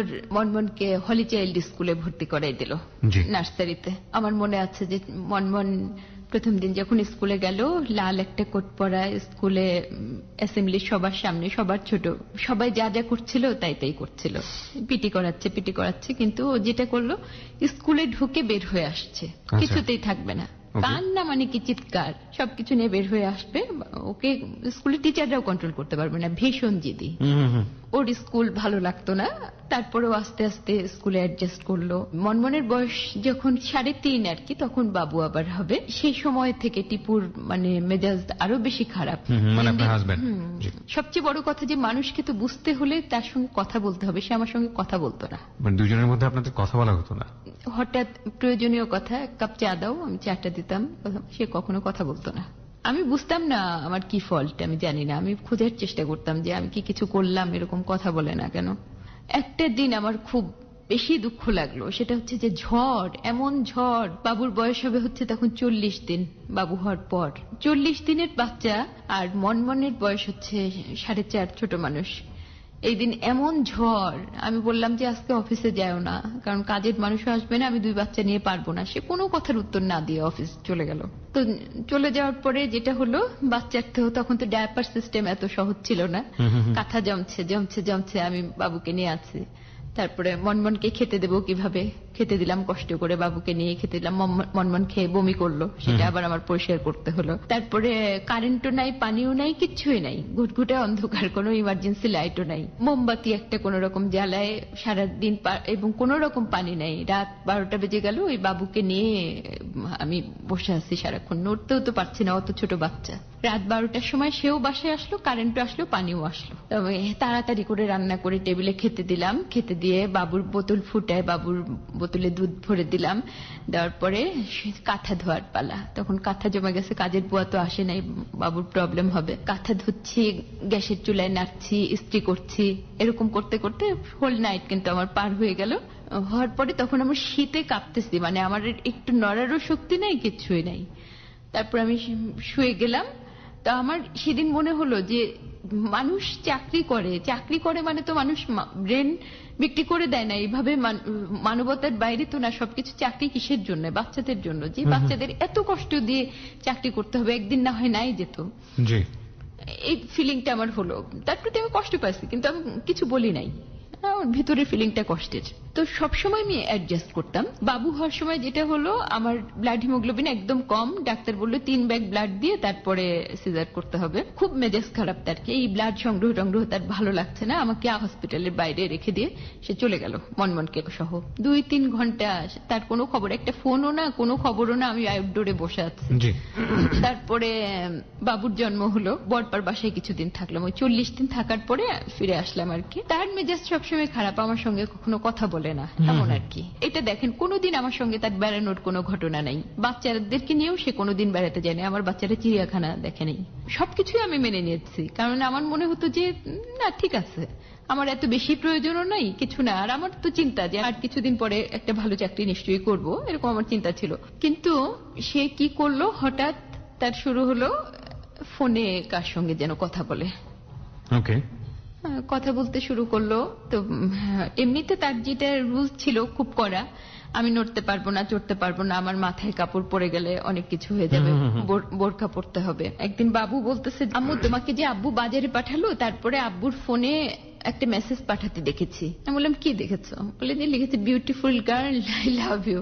তো আমি হাসছি, আমার কাছে একদম খুব হাসি পাইছে। এটা কি বলছে? আমরা বড় মেয়ে, আমার ছেলে তখন একটু বড় হয়ে গেছে। আবার ইন্টারেস্টিং ব্যাপার হচ্ছে, আমার ছেলে ওটা তো সাধারণ বাচ্চা ছিল না, ও ইংরেজিতে ভীষণ ভালো ছিল, একদম ছোট কাল থেকে। ওরা দুইজনই যখন আপনার কথা বলবে, আপনি বুঝবেন না ওদের ফার্স্ট ল্যাঙ্গুয়েজ কি, এটা বোঝা যেত না, দুইজনে এত ভালো ইংরেজি বলতো। ওকে ওকে, ছেলের নাম কি ছিল? মোহাম্মদ। হ্যাঁ, আচ্ছা। তো আমি ভাবছি যে না, সে হয়তো তার কোনো ভাগ্নি টাগ্নিকে কোনো একটা মেসেজ দিচ্ছে, এটা নিয়ে বাবু পাকামো করছে। তো আমি বলছি না না আব্বু, এসব কিছু না। কিন্তু আমি দেখি যে টিপু যেটা করে, ফোনটা নিয়ে আমাকে বলে যে আমার ফোন কিন্তু কখনো ধরবা না। আমি দেখি যে তার ভিতরে খুব অ্যাবনর্মালিটি। যেমন একদিন কি হলো, তার পিঠে খুব ব্যথা ছিল আর কি, ব্যাক পেইন ছিল। তো ব্যাক পেইন অবস্থায় সারাক্ষণ শ্যাকটেক দিতে হতো, এটা সেটা করতে হতো। তো আমাকে বলে যে শিপু চা দাও। তো আমি চা আনতে আনতে সে ছাদে চলে গেছে। তখন আমি চাটা নিয়ে ছাদে গেছি, তাহলে ফোনটা এরকম করে কানে ধরে হাত দিয়ে আমাকে এইভাবে ইশারা করতেছে, তুমি চলে যাও। তখন আমার কাছে একটু খটকা লাগলো, হ্যাঁ এটা কেন করলো। এখানে একটু বলি প্রিয় শ্রোতা, আসলে আমি ইশারাটা তো আমি দেখেছি, আপনারা দেখেননি, সেজন্য একটু ডিসক্রাইব করাটা জরুরি। সে ফোন কানে রেখেছে, কারো একজনের সঙ্গে কথা বলছে, চা নিয়ে ভদ্রমহিলা কাছে যাচ্ছেন, তার স্ত্রী, যার সবকিছু জানার অধিকার আছে, এবং সে তাকে বলছে ইশারাতে তুমি চলে যাও। ইনফ্যাক্ট চলে যাওয়ার ব্যাপারটা কি, সে বলতে পারতো যে তুমি চুপ থাকো, এখানে সে কোনো সাইলেন্ট, কোনো শব্দ করো না, এই অর্থে যে তোমার সাউন্ড গুলো ওই পাশে হয়তো কোনো প্রবলেম হতে পারে, খুব জরুরি একটা কথা বলছি, সেটা ঠিক আছে। বাট চলে যাও মানেটা কি? আমি ফোনে এমন একজনের সাথে কথা বলছি যেটা তোমাকে আমি শোনাতে চাই না। এটা কিন্তু কিউরিওসিটির জায়গাটাতে অনেক অনেক অনেক বেশি পরিমাণে প্রশ্নের জন্ম দেয়। যাই হোক, হ্যাঁ বলুন। তারপরে আমি নিচে চলে আসলাম, কিন্তু আমার মনটা খারাপ হলো। সেটা ছিল ফেব্রুয়ারি মাস, ফেব্রুয়ারি ধরেন 12 ফেব্রুয়ারি হবে এরকম, 14 ফেব্রুয়ারি কিন্তু ভ্যালেন্টাইন্স ডে। আমি চুপচাপ আছি আমার মতো, আমার মনটা খারাপ কিন্তু আমি কিছু বলছি না। আমি অঙ্ক মিলাই যে এমন কেন করছে, ভিতরে ভিতরে আমার মনটা খারাপ। এবং অনেক রাতে আসে, কিন্তু তখন সেটা অনেক রাত হয়ে যায়, প্রায় আসে। তখন আপনার বাবুদের বয়স কত? মনমনের বয়স কত? মোহাম্মদের বয়স কত? মোহাম্মদের বয়স হলো 8, মনমনের বয়স 13। এর পরপরই আর কি, মানে 13 বছর হলো, তার মানে বলা যেতে পারে 14 বছরের সংসার তখন চলছে। মানে এক যুগ পার করে ফেলেছেন এরকম টানাপোড়েনের মধ্য দিয়ে। শুধু একটা জিনিসই ইয়ে করেছেন যে না, উনি হচ্ছে সন্তানের বাবা, সুতরাং এখানে আর কোনো প্রশ্ন নাই ছিল। তো 14 ফেব্রুয়ারি যেটা হলো, বাবুদেরকে আমি স্কুলে নিয়ে গেলাম, ওদেরকে স্কুলে নামিয়ে দিয়ে, তখন তো ফুলের অনেক দাম, তো কয়টা ফুল কিনে নিয়ে আসলাম টিপুর জন্য সকালবেলা। মানে আমি কোশ্চেনটা কোনোভাবে করার জন্য এই ফুলগুলো কিনে, মানে যে তুমি কেন কার সাথে কি কথা বলো, এবং আপনি কোন একটা রাস্তা খুঁজছি, কারণ আমি তো সহজভাবে কিছু বলতে পারবো না। আমার মানে ভিতরে অনেক যন্ত্রণা হচ্ছে, সেটা তো আমি বুঝাতে পারতেছি না। তো ফুলগুলো এনে যখন আমি তার সামনে দিলাম, তার নিয়ম ছিল এটা, সকালবেলা সে 1 কাপ রং চা খেত, আর তখন পেপারটা পড়তো। তারপরে যে আবারও ঘুমোতো, ঘুমানোর পরে উঠে নাস্তা করতো, তখন গরম পানি দিতে হতো। তা আমি যথারীতি প্রতিদিনের রুটিনের মতো এই কাজগুলো করতেছি। তো ফুলগুলো দেখে তো মানুষ একটা মন্তব্য করে বা কোনো কথা বলে, সে যেন বিরক্ত, কেন ফুল আনলাম, এটা খুব বিরক্তের সঙ্গে সে উঠে গেল এবং বললো আমার গরম পানি দাও, মানে শুতে আর গেল না। আমি তাড়াতাড়ি গরম পানি ঢেলে দিলাম, দেওয়ার পরে গোসল করলো না, গরম পানি দিলাম ঠিকই, গোসল করলো না, কাপড় টাপড় পরে বের হয়ে চলে গেল। তো চলে যাওয়ার পরে হঠাৎ করে সে রাত্রে রুটি খাওয়া শুরু করলো, আর আমাকে বলতো যে আমি রুটি খাবো কিনা আমাকে ফোনে জিজ্ঞেস করো, আগে বলতো। আমি ফোন করে জিজ্ঞেস করলাম যে রুটি খাবা, বানাবো নাকি? বলে যে না না, আমি কিছু রুটি খাবো না, আসতেছি। এরকম করতে করতে রাত 1টা 1:30 এরকম বেজে গেছে। তখন বেজে গেলে আমি টেবিলে খাবার রেখে দিচ্ছি, আমার তো খেতে ইচ্ছা করে না, আমি খাই না। আমি কিন্তু দীর্ঘ জীবনে তার সঙ্গে থেকে আমি কয়দিন দুপুরে ভাত খেয়েছি আমার মনে পড়ে না। একটা জিনিস আমার কাছে এতক্ষণ শোনার পরে কেন জানি মনে হচ্ছে, আমরা এখান থেকেই ফিরবো রাতের খাবার থেকে। ধরেন একটা জিনিস আপনার কাছে পছন্দ হচ্ছে না ভদ্রলোকের, বা আপনার হয়তো কোন একটা বিষয় তার পছন্দ হচ্ছে না, শেয়ারিং এর ব্যাপারটা কি একেবারেই ছিল না? যে তুমি এটা কেন করছো, অনেক সময় ঝগড়াঝাটিও তো হয়, একটা রাগারাগি হলেও কিন্তু একটা প্রবলেম সলভ হয়ে যায়। এই জিনিসগুলো কি একেবারেই অ্যাবসেন্স ছিল? মানে কষ্ট পেলাম, নিজের মধ্যে চেপে রাখলাম, এটা কি বোথ সাইড থেকেই হতো? এটা বোথ সাইড থেকেই হতো। খুব ঝগড়া করতাম না, কোল্ড ছিলাম, মানে দুজনেই খুব কোল্ড, মানে অভিমানের জায়গাটা অনেক তীব্র ছিল এবং নিজেরাই এটাকে এক্সপ্রেস করতেন না কোনোভাবে। ওকে, শুনি। তারপর ফোন করে কথা বলতে আমরা ভাবলাম যে আমরা একটা বাসায় ছিলাম, ওই বাসাটা চেঞ্জ করে অন্য একটা বাসা নেব, এটা চিন্তা ছিল আর কি। তো সে বাসাটা সে দেখলো একদম নর্মাল, সবকিছু ঠিক নর্মাল, আমরা বাসা দেখবো, কিন্তু তার চরিত্রের এই জিনিসটা রয়ে গেছে যে সে ফোনটা নিয়ে আলাদা জায়গায় সারা রাত ধরে একটা মেয়ের সঙ্গে গল্প করে। আমি বুঝতে পারলে আমার কষ্ট হতো। আমি যেটা করতাম, আমি ম্যাচ জ্বালায় যে ধরে রাখতাম এই যে পোড়া দাগগুলো, মানে হাতের উপর ধরে রাখতেন, আর নামাজ পড়তাম, আমার মাথা থেকে পায়ের তালু পর্যন্ত ঠান্ডা হয়ে যেত আর কি। আমার এত কষ্ট পেতাম তার এই ফোন করার আচরণে, তো কিছু বলতাম না। চলে আমার যেটা মনে হয় সেটা হচ্ছে যে আমার এই অসীম সহ্য, এটাই এগুলো হয়েছে আর কি। আর আমার কিছু করারও ছিল না, আমি কিছু ঝগড়াঝাটি করার মতো অবস্থায় আমি ছিলাম না। প্রথম কথা, আমার একটা ভালো চাকরি তখন ছিল না, 2টো বাচ্চা ছিল, সব মিলে আমার অ্যাডজাস্ট করতেই হবে আর কি। মাও এর মাঝখানে মারা গেলেন, তো যেহেতু কেউ নাই, আমি কি করব, আমি শুধু অ্যাডজাস্ট করারই চেষ্টা করি। যেটা হলো যে ওই বাসায় ওঠার পরে একদিন রাত্রেবেলা সে, মানে এটা একেবারে কেমন যেন, সে ফোনে এত বেশি কথা বলতেছে, এত হাসাহাসি করছে যে চিন্তার বাইরে। তখন আমি অনেক দরজা টোকায় বললাম যে আমি একটু আসি। আসার পরে আমি খুব কথা বললাম, আমি বললাম যে কি এগুলো কেন করতেছো?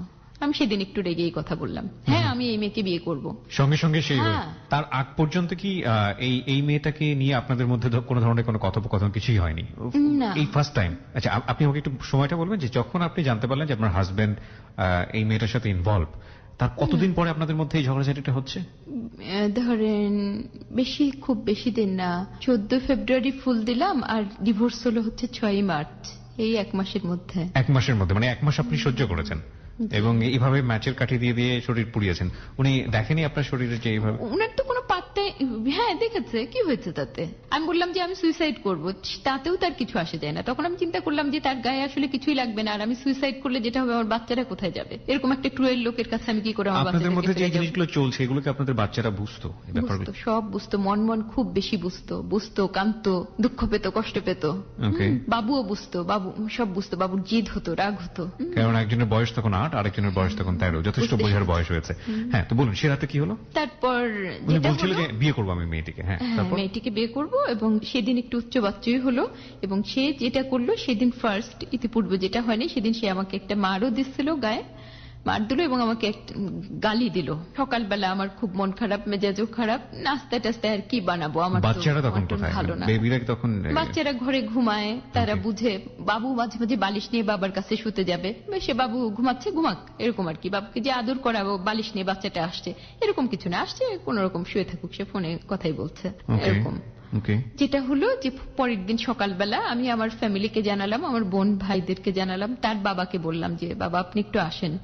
তার বাবা বলে কি যে তুমি তো একটা চাকরি পেতে পারো, তুমি একটা শিক্ষিত মেয়ে, তুমি এগুলো নিয়ে থাকবে কেন? তার বাবা বলছে এই সংসার বাঁচানোর তার কোনো ইচ্ছা নাই। মানে আপনার শ্বশুর? হ্যাঁ। তারপর আর বড় বোন তখন এত দূর কিছু হয়ে গেছে সে বোঝে নাই। ও ভালো কথা, সে এর আগেও একবার কিন্তু ঘর ছেড়ে এরকম চলে গেছিল কক্সবাজারে, একা একাই।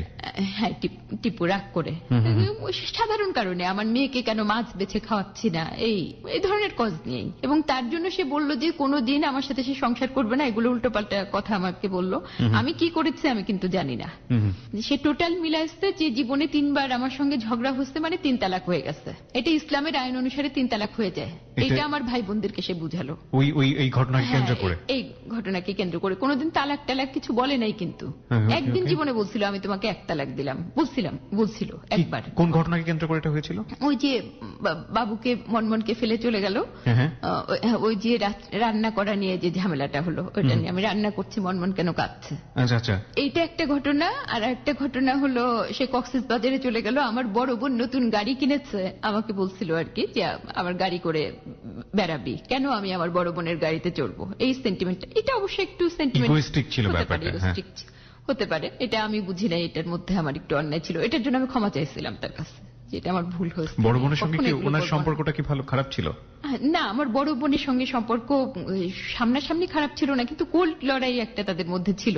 যেমন সত্যি বলতে আমার বড় বোনটার যেটা ব্যাপার ছিল, আমার বড় বোন টিপুকে ঠিক সেভাবে একসেপ্ট করেনি, কখনো আমি করতে দেখি নাই। ছোট বোনের হাজবেন্ড হিসেবে যেটুকু ভালোবাসা, ও অতটুকু ভালোবাসে নাই, কিন্তু তেমন যে ইন্টারফেয়ার করেছে বা আমাদেরকে ডিস্টার্ব করেছে তাও না। এটা ছিল একদিনের আর কি। আর টোটাল হচ্ছে 3 বার।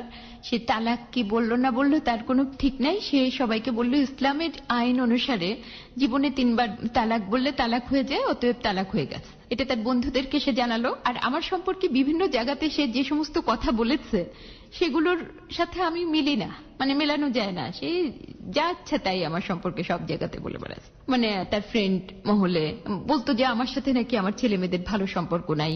আর সন্দেহ বাতিক যে তার কত বেশি ছিল সেটা তো আমি আপনাকে বলেই নাই, এখানে বললামই না। সেটা হচ্ছে সে মানে দোকানদারের সঙ্গে কথা বললেও সে বলতো ওকে একটা পুরুষ না, তুমি ওর সঙ্গে এতক্ষণ কথা বলো কেন, এরকম ছিল আর কি। বড় পায়ে সে খুব কাঁদতে লাগলো, বলল যে টিপু তোমার বাচ্চারা কিন্তু ডিরেইলড হয়ে যাবে, কষ্ট পাবে। বড় বোন, বড় চাচাতো ভাই ওরা আসলো। আর ওর বাবার ভার্সন তো এটাই যে তুমি কি চাকরি করে মানুষ করতে পারবে না, তুমি এগুলো বাদ দাও। আমার বড়পা বড় ভাই অনেক মিষ্টি নিয়ে আসছে তার জন্য, এই সংসার যাতে টেকে। আর বললো যে শিপু একটা চাকরি করবে, আমরাও সবাই হেল্প করব, কিন্তু তুমিও ওকে তা এখান থেকে যেতে দিও না, তুমি যদি বিয়ে করো তো করো, কিন্তু তাও ও এখানে থাকুক, বাচ্চাদেরকে নিয়ে থাকুক। ঠিক এইভাবে কথা বলেছে, আমি শুনলাম, পরে শুনেছি, আমি ছিলাম না। মেয়েটার প্রতি এতটাই বেশি মানে কি বলা যেতে পারে ডিভোটেড হয়ে গেছেন আপনার হাজবেন্ড। ভদ্রমহিলা কে ছিল আপনি ততদিন পর্যন্ত আবিষ্কার করতে পেরেছেন?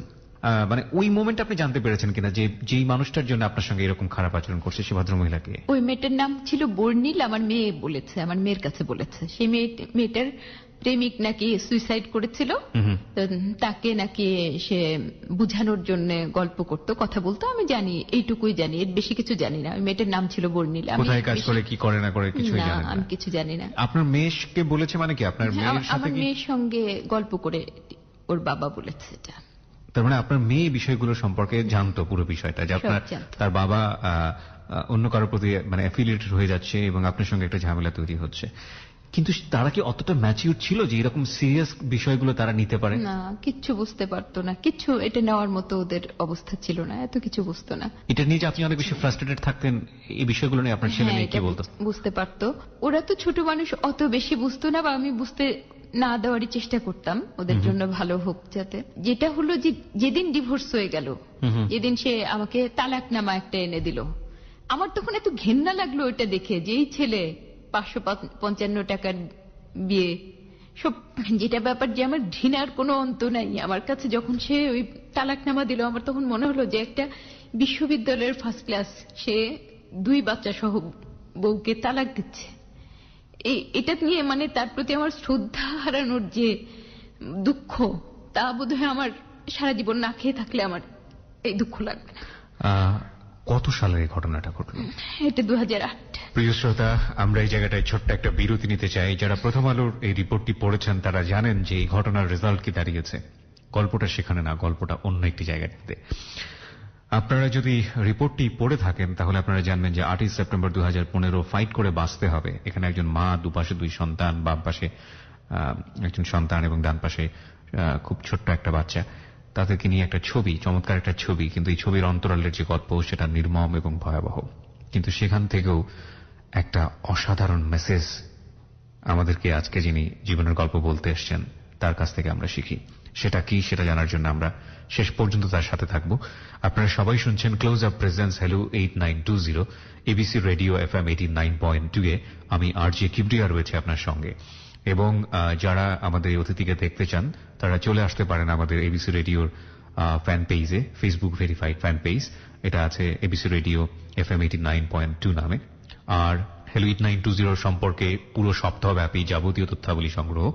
একই সাথে আপনি যদি চান পুরনো অনুষ্ঠানগুলো ডাউনলোড করবেন, এছাড়া আপনার স্টোরিগুলো আমাদেরকে লিখে পাঠাবেন যে কোনো সময়। আপনি চাইলে আমার সঙ্গে যোগাযোগ করতে পারেন ফোন সেল নাম্বার দিয়ে। আমার ফ্যান পেজেও আপনি আসতে পারেন। ফ্যান পেজের ঠিকানাটা আমি বলে দিচ্ছি, www.facebook.com/kibria.rj, KEBRIA.RJ। আমাদের কোনো অনুষ্ঠানে, রেডিওর কোনো অনুষ্ঠানের ফ্যান পেজ নেই, আরজেদের ফ্যান পেজ আছে, সেখানে গিয়ে আপনারা অনুষ্ঠানগুলো নিয়ে কথা বলতে পারেন চাইলে।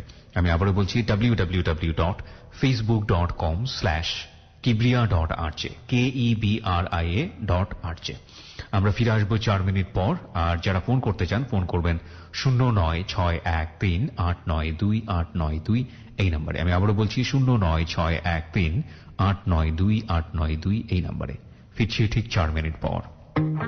Close Up presents Hello 8920. Close Up. The closer, the better. Close Up presents Hello 8920. Close Up. The closer, the better. 4 minute পর প্রিয় শ্রোতা, আপনাদের সবাইকে আরো একবার আমন্ত্রণ জানাচ্ছি ক্লোজ আপ প্রেজেন্স হ্যালো 8920 তে। আমি আরজে কিবরিয়া রয়েছে আপনার সঙ্গে এবং আপনারা এবিসি রেডিওই শুনছেন। আজকে জয়শ্রী জামান তার জীবনের গল্প বলতে এসছে এখানে, এবং জয়শ্রী জামানের কাছে আমি আবারও ফিরছি। এই ফাঁকে বলতে চাই, যারা আপনারা জীবনের গল্প বলতে চান আমাদের এই অনুষ্ঠানটিতে এসে, মন খুলে কিছুক্ষণ মানুষের সঙ্গে কথা বলতে চান, লাখ লাখ মানুষ দেশের বাইরে থেকে অনুষ্ঠানটি শোনেন, দেশের ভেতরে শোনেন, এবং যেখানে এবিসি রেডিও নেটওয়ার্ক পাওয়া যায় না সেই জায়গাটিতে পর্যন্ত এই অনুষ্ঠানটি পৌঁছায়। বিভিন্নভাবে মানুষ ডাউনলোড করে নিয়ে আমাদের ওয়েবসাইট থেকে এই অনুষ্ঠানটি শোনেন। তাদের সবার প্রতি কৃতজ্ঞতা জানাতে চাই আমি। আমাদের ওয়েবসাইটের ঠিকানা, যেখান থেকে আপনি অনুষ্ঠানগুলো ডাউনলোড করতে পারবেন, www.abcradiobd.fm। এছাড়া পুরো সপ্তাহব্যাপী অনুষ্ঠানটির আসার জন্য ফেসবুকের মাধ্যমেও আপনি চাইলে আমাদেরকে স্টোরিটা লিখে পাঠাতে পারেন। খুব 2-4 লাইনে মোটামুটি স্টোরিটা লিখে পাঠাতে হবে, এবং সে কারণে আপনি চলে আসতে পারেন আমার ফ্যান পেজটিতেও। একই সাথে সবাইকে একটু নোট করছি, এবিসি রেডিওর যেমন ফেসবুক ভেরিফাইড পেজ, এই পেজটি ছাড়া অন্য কোনো পেজ নেই, এবং একই সাথে হ্যালো 8920 নামে কিংবা আরজি কিবরিয়া নামে শত শত ফেক পেজ আছে। এই পেজগুলোর সাথে আমাদের কোনো সংশ্লিষ্টতা নেই। কেবলমাত্র যে অ্যাড্রেসটি বলছি সেই অ্যাড্রেসটি হচ্ছে আমার পেজ, যেটা আমি ব্যক্তিগতভাবে মেইনটেইন করি। ওখানে চাইলেও আপনারা আপনাদের স্টোরিগুলো লিখে পাঠাতে পারেন, এবং সেটা পড়ে অনেক সময় আমরা এখানে আপনাদেরকে সিলেক্ট করে থাকি। আমাদের ফেসবুকের ঠিকানা, আমার ফেসবুকের ঠিকানা ইনফ্যাক্ট www.facebook.com/kibria.rj, KEBRIA.RJ। ওকে, আমরা ফিরছি আপনার কাছে আবার। আপনি যে জায়গাটিতে ছিলেন, যে 2008-এ আপনার হাজবেন্ড কোনো একদিন এসে আপনাকে তালাকনামা দিল এবং বলল এই নাও তালাকনামা, শুনি তারপরে কি হলো? তো চিঠিটা পাওয়ার পরে আমি তালাকনামাটা আমি ছিঁড়ে ফেলে দিলাম। আমি চিন্তা করলাম যে এখন তো আমার বোনের বাসায় যেতে হবে, আমার বোন উত্তরাতেই থাকতো। আমি একটু থামাচ্ছি আপনাকে। যেহেতু আপনার সঙ্গে লং টার্ম ধরে অত্যাচার করছে এবং সে তালাক দিয়েই ফেললো, তো আপনি তখন কোনো আইনি অ্যাকশনের কথা ভাবেননি? অ্যাকচুয়ালি আমার তখন যেটা মানে আমি আপনাকে আগেই বলেছি যে আমি অত্যন্ত আবেগপ্রবণ। আমার মনে হয়েছে আমার মনেই নাই যে লোকটা আমার মন থেকে সরে গেছে, তাকে আমি পানিশমেন্ট দিয়ে কি করব? সাইকোলজিটা আমার যে তাকে পানিশমেন্ট দিয়ে আমার কোনো লাভ নাই। তাকে কে মারলো কে কাটলো এটা আসলে আমার কাছে তখন আর কোনো বিষয় না, ইম্পর্টেন্ট ছিল না। ওকে, তো চলে আসবো। তখন মনমন মোহাম্মদ দুজনকে আমি বললাম দুজনে আমার সঙ্গে চলো। ওদের রিঅ্যাকশনটা কি ছিল? ওদের রিঅ্যাকশনটা হচ্ছে ওরা আসলে কিছু বুঝতে পারতেছে না, ওরা তো ছোট মানুষ, কি বুঝবে? যে বাসাটায় আমরা ছিলাম ওই বাসাটা খুব সুন্দর, নতুন বাসায় উঠেছি। ওই বাসাটা এত আমার ছেলে মেয়েদের পছন্দ হয়েছিল, বলতো যে সুইট হোম ওটার নাম দিয়েছিল, ওখান থেকে ওরা আসবে না। কিন্তু আমি তো আমার বোনের বাসায় এখন চলে যাবো, ওদেরকে ফেলে আমি কিভাবে যাব? দুজনকে বলতে গেলে জোর করেই আমি নিয়ে গেলাম বোনের বাসায়। প্রথমে নেওয়ার পরে মেয়ে আমার খুব কাঁদতে লাগলো। ছেলে তেমন কিছু বোঝে না, ছেলে ঠিক আছে 8 বছরের বাচ্চা, ও মা নিয়ে আসছে ঠিক আছে, কিন্তু মেয়ে এত কাঁদলো যে সে তো জোর করে নিয়ে যে ফল ভালো হলো না। ও বলল যে না আমি এরকম বাবার বাসা আছে, আমি এখানে থাকবো না। আর আমার বোনের বাসাটা যেটা ব্যাপার ছিল যে আমার বোনটা স্কলাস্টিকার টিচার, সারাক্ষণ ওর কাছে স্টুডেন্টে পড়তে আসে, আসা যাওয়া করে স্টুডেন্টে। ও জায়গাটা আসলে আমার মেয়েটা থাকার মতো ছিল না। তো আমি দিয়ে আসলাম। দিয়ে আসার পরে যেটা হলো, আমার তো তখন চাকরি খুঁজতে হবে। তো আমার বড় ভাইয়ের একটা স্কুল ছিল উত্তরায়, আমার বড় ভাই সেটার মালিকানা ছিল, বড় চাচাতো ভাই। বললো যে তুই এই স্কুলটাতে ঢোক আর আমাকে একটা বই লিখে দে, আমি একটা বইয়ের অনেক পাণ্ডুলিপি আছে, তুই আর কি এটাকে একটু অনুলিখন করে দে। তো আমি দাদার ওই বইটা, দাদা কিন্তু এমনিতেই আমাকে টাকা দিতেন, কিন্তু তারপরেও মানে চিন্তা করতেছে আমার মেন্টালি ভালো লাগবে এই কারণে দাদা কিন্তু আমার জন্য, দাদার বই লিখে দেওয়ার জন্য আমাকে লিখতে বলছে তা না। আমি বুঝতে পারলাম যে আমি কোনোভাবে ব্যস্ত হয়ে যাই এই কারণে। তো বইটা ছিল বঙ্গবন্ধুর কাল্পনিক সাক্ষাৎকার ও অন্যান্য। আর সেই সঙ্গে আমাকে পরিচয় করাই দিলেন মুক্তিযোদ্ধা সমন্বয় পরিষদ নাম করে একটা সংগঠনের চেয়ারম্যান, ওনার নাম আবির আহাদ, মুক্তিযোদ্ধা উনি। ওনার সঙ্গে পরিচয় করে দিলেন, বললো যে ওনার সাথে করে তুমি এই মুক্তিযোদ্ধা সমন্বয় পরিষদের মুখবন্ধুটা বের করো, আচ্ছা তাহলে তোমার ভালো সময় কাটবে আর স্কুলে তুমি চাকরি করো। তো এই কাজগুলোতে তো আমি খুব ব্যস্ত থাকতাম।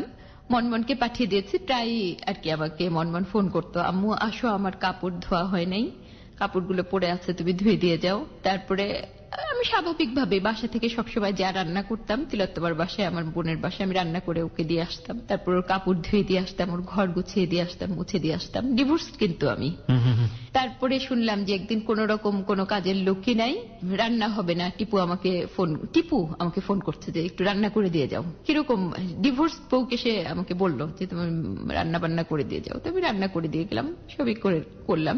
এবং রান্না করার ব্যাপারটা শুধু রান্না না, বাজারও করে দিয়ে যাও, বাজারও করে দিয়ে গেলাম, করে রান্না করে দিতাম। মানে একটা মানুষ, আমার একে নিয়ে কথা বলার রুচি আসলে আমার হয় না।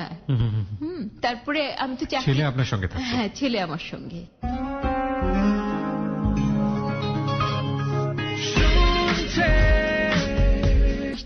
একদিন বোনকে তো সে খুব ভালোবাসে, বোনের সঙ্গে থাকবে। আমি বললাম যে তুমি কি আপুর কাছে থাকবা নাকি আমার কাছে থাকবা? বলে কি আম্মু আগে একটু চিন্তা করে নিই। আমি বললাম আচ্ছা।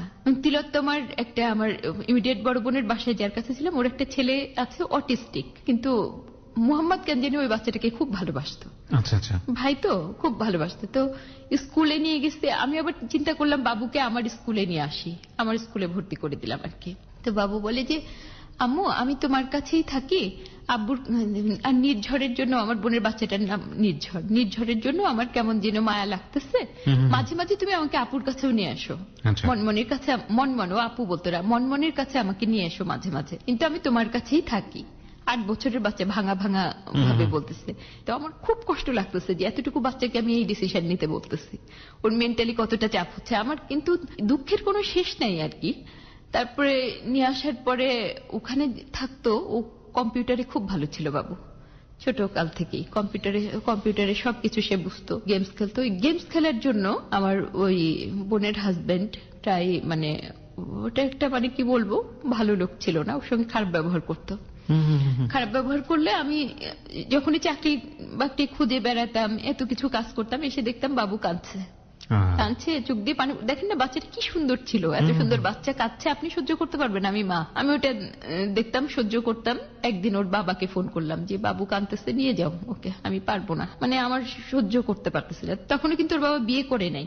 নিয়ে গেল, নিয়ে যাওয়ার পরে পরদিন সকালবেলা আমি কোন কাজে যেন যাচ্ছি, তো আমার কাছে একটা মেসেজটা হচ্ছে, I found a girl, she is not very beautiful but she will B a very good step mother. আমি তখন উত্তর দিলাম যে না, আমার বাচ্চাদেরকে আমি যদি বেঁচে থাকি স্টেপ মাদারের কাছে ওরা থাকবে কেন। বাবুকে আবারও নিয়ে আসলাম। তো নিয়ে আসার পরে থাকতেছে বাবু আমার সঙ্গে, মনমন তো বাবার কাছেই আছে। আমার মনমনের উপরে খুব রাগ হচ্ছে যে এত বড় একটা মেয়ে, ও চাইলে তো ওর বাবাকে একটু কিছু বলতে পারতো যে এমন কেন করতেছো। আমার মেয়েটা আসলে এরকম ছিল না আর কি, আমার একটু রাগ, তাই বলে রাগ। আর কাঁদতাম রাত্রেবেলা, মনমনের জন্য খুব খারাপ লাগতো। তখন আমার মনে আছে বাবু আমাকে জড়াই ধরে এরকম করতো, আম্মু কাঁদে না, কাঁদে না, আমি আছি তো, আমি আছি তো বলে বাচ্চা কাঁদতো। এটা করতে করতে একদিন হঠাৎ দেখি আমাকে ফোন করতেছে। আমি ওই সময়ের উচ্চারণের একটা লেখার জন্য আরিফিন স্যারের কাছে গেছি। স্যার আমাদের একটা লেখা দেন, মানে উনি বর্তমানে যে ভাইস চ্যান্সেলর। ওকে, তো স্যারের কাছে গেলাম যে স্যার আমাকে একটা লেখা দেন। তো স্যার একটা সাক্ষাৎকার দিলেন। স্যারের সাক্ষাৎকারটা নিচ্ছে, এমন সময় আমার ফোন বাজতেছে। আমি ফোন ধরলাম। ফোনের কথা কে বলছে? টিপুর এক ফ্রেন্ড, সে অতীতে আমাদের বাসায় মাঝে মাঝে আসতো। সে বলতেছে যে শিপু, তুমি আর টিপু যদি মনমনকে রাখতে নাই পারো তাহলে একটা বোর্ডিং এ দিয়ে দাও না মনমনকে। ঠিক এই ভাষায়, আমার উপরে কেন এই সমস্ত যন্ত্রণা? আমি বললাম কি ব্যাপার, আপনার উপরে কিসের যন্ত্রণা? বলে মনমন তো আজ অনেক দিন ধরে আমার বাসায়, এখন আমার মেয়ের পরীক্ষা শুরু হয়ে যাবে, এটা খুব প্রবলেম, আমি এইসব রাখতে পারবো না। তখন আমি অবাক যে জুয়েলের বাসায় কেন মনমন? আমি বললাম আপনার বাসায় মনমন? তো আমি বললাম যে পাঠাই দেন আমার কাছে, কোনো প্রবলেম নেই, আমি যেখানে আছি, আমি গাছতলাতে থাকলে ও ওখানে থাকবে, আমি তো কোনোদিন ওকে ফেলে আসতে চাই নাই, ও নিজেই থেকেছে। তারপরে যেটা হলো, সেই কথাই তেমন কিছু হলো না। একটু পরে টিপুর টেলিফোন, ওদের বাবার টেলিফোন। সে বলতেছে যে দেখো, ওর বউয়ের নাম হচ্ছে মিলি। মিলি তো তখন তো বিয়ে করেনি নাকি বিয়ে করে ফেলেছে? তখন বিয়ে করে ফেলেছে। বিয়ে করার পরে মনমন ওখানেই থাকতো? হ্যাঁ, ওখানেই থাকতো। ওকে, থাকতো। তারপরে আমাকে বলতেছে যে এরকম মিলি তো কিছুতেই এখন আর আসবে না, ও চলে গেছে, এখন মনমনকে কি করবা? ধরে নাও মিলি বাদ, তাহলে মনমনকে কে রাখবে, কে দেখে রাখবে? তখন আমি বললাম যে আপনি এত কথার দরকার নেই, আমার গেটের সামনে মনমনকে রেখে যান, আমি যেখানে আছি এখানে রেখে যান। তো মনমনকে আর কি আমার বোনের বাসার গেটে সে রেখে চলে গেল। ওকে, রেখে যাওয়ার আগে যেটা ঘটনা, মনমন এদিকে সবার কাছে কিন্তু সে জানাইছে আমি একটা খুব বাজে মা, আমার বাচ্চারা আমাকে দেখতে পারে না, পছন্দ করে না। অথচ মনমন তখন আর কি কান্না শুরু করছে, আমি আমার আম্মুর কাছে যাব, চিৎকার করে নাকি মনমন কান্না শুরু করছে। তারপরে আমার কাছে দিয়ে যাওয়ার পরে 2 মাস মতো তিলোত্তমার কাছ থেকে আমি আবার বাবুকে নিয়ে আমার বড় বোনের বাসায় মোহাম্মদপুরে চলে আসছি। বাবুকে অত্যাচার করে এই জন্য। আচ্ছা আচ্ছা, তখন পর্যন্ত ভ্যাগাবন্ডের মতোই ঘুরছেন, বিকজ কোনো জব হয়নি? না, ওই স্কুলে চাকরি করছি। স্কুলে জয়েন করে ফেলেছেন? স্কুলে জয়েন করেছি। আর ওই দাদার বইটা লিখছি, ওখান থেকে দাদা আমাকে কিছু টাকা দিবে। আচ্ছা আচ্ছা, এইভাবে এটা দিয়ে টুকটাক করে সংসার চলছে। এখানে একটু জানি মিলি, যে এই মিলিটাই কি আলটিমেটলি আপনাদের সংসারে কাটা হয়ে এসেছিল নাকি অন্য কোনো মেয়ে ছিল? আগে আমি যতটুকু জানি যে আগের মেয়েটা অন্য মেয়ে ছিল। এটা আপনি মানে এটা মনমনের কাছ থেকে জানলাম যে সেটা ছিল বর্ণিল। ওকে, আর মিলিটার কেস কি ছিল? মিলির কেস আমি যতটুকু মিলির কেস জানা গেছে সেটা হচ্ছে যে মিলি নাকি টিপুকে খুব পছন্দ করতো। তাদের কথা, আমি কোনটা সত্য কোনটা মিথ্যা এটা যাচাই করতে যাই নাই, প্রয়োজনও পড়ে নাই। টিপুকে নাকি খুব পছন্দ করতো, এই জন্য টিপুর সামনে আসতো না, সে একজন নিউজ প্রেজেন্টার। তারপরে আমাদের সঙ্গে সম্পর্ক নাই এটা জানার পরে টিপুর সঙ্গে তার সামহাউ আবার একটা রিলেশন এবং বিয়ে। ওকে, তিলোত্তমার কাছ থেকে কিন্তু আমি বড় বোনের বাসায় আসছি। এবং এখানে আমার চাকরির ব্যাপারটা যেটা ছিল, আমি স্কুলে চাকরি করতাম ফিউচার ফাউন্ডেশনে, মোহাম্মদপুর থেকে ফিউচার ফাউন্ডেশনে এসে চাকরি করতাম উত্তরায়। এবং বাবু স্কুলে পড়ে, বাবুর কিন্তু স্কুল হ্যাম্পার্ট হচ্ছে, ও তো সকালবেলা অত সকালে উঠে স্কুলে যেতে পারে না। ও থাকতো, আমি স্কুলে প্রায় আসতাম, মাঝে মাঝে ওকে নিয়ে আসতাম। শীতের দিন, শীত ছিল অনেক, মাঝে মাঝে সিএনজি করে ওকে নিয়ে যেতাম একদম মোড়ায় টোড়ায়। তো বোনের বাসায় এরকম 2 মাস মতো ওখানে থাকলাম। থাকতেছে আর আমি ওই আর কি সিভি নিয়ে মাঝে মাঝে এখানে ওখানে দেই। আমি একদিন আর কি চিন্তা করলাম যে এই সময় অর্থনৈতিক একটা ব্যাপার আসলো, তো আমি একটা চিঠি, আমি মহিলা সমিতিতে একটা চিঠি দিয়েছিলাম। মহিলা সমিতি না মহিলা পরিষদ কোনখানে যেন। আমার মেজো বোন বললো যে এটা তো তুই চালাতে পারবি না, ওর বাবা কিছু টাকা পে করুক, তা না হলে তো হবে না। তো এই চিঠিটা পাওয়ার পরে আমাকে বললো দেখো তুমি এই সমস্ত কেস টেস উঠায় নাও, আমাকে আমি আপাতত বেশি দিতে পারবো না, 10,000 টাকা দিতে পারবো, ভবিষ্যতে এটা বাড়বে, কিন্তু তুমি এইসব চিঠি টিঠি উঠায় নাও। তা আমি কিছু বললাম না। 10,000 টাকা দিল, আমি এরকম চাকরি করছি, দাদার বই লিখছি, এরকম ভাবে চলছি। ফ্যামিলি একটু একটু সাপোর্ট করছে, সব ভাই বোনই আমাকে কিছু কিছু অর্থনৈতিক সাহায্য করছে। করার পরে আমি উত্তরাতে এক রুমের একটা বাসা নিলাম। সেই বাসাটা একটা রুম ছিল, একটা কিচেন, আর হচ্ছে আপনার একটা বাথরুম। কিন্তু মোটামুটি ভালোই, রুমটা অনেক বড়। আমি 2 বাচ্চা নিয়ে ওখানে থাকলাম। কিন্তু যেটা ব্যাপার, ওদের পড়াশোনার একটা ভাস্ট খরচ, এটা তো আমি বেয়ার করতে পারছি না। 2 জনকে যদি স্কুলে পাঠাই, আনা নেওয়া করা, সবকিছু মিলে অনেক খরচ। তো আমার সেজ বোন তিলোত্তমা, ওকে বললাম যে আমি আসলে এই কোনো খরচই মেনটেন করতে পারতেছি না, পড়াশোনায় কি করা যায়? ও বললো যে মনমনকে তাহলে স্কুল বাদ দিয়ে দে, মুহাম্মদ তোর সঙ্গে স্কুল করুক, অসুবিধা নেই, ওকে ইংলিশ মিডিয়ামে দিয়ে দে, আর প্রাইভেটে পরীক্ষা দিই। তখন ও ক্লাস 8-এ পড়ে। আমি বললাম যে ও যে ইংলিশ মিডিয়ামে পড়বে, ও তো কিছু বাংলা মিডিয়ামে পড়ছে, ও কি পারবে? বললো যে ও যে মেধাবী অবশ্যই পারবে। তো সত্যি ও 6 মাস পড়লো ক্লাস 8 থেকে। তো সবগুলোতে এ ছিল, 4টা স্টার ছিল। আচ্ছা। এবং ইন্টারেস্টিং ব্যাপার, ইংলিশ ল্যাঙ্গুয়েজেও মনমনের স্টার ছিল।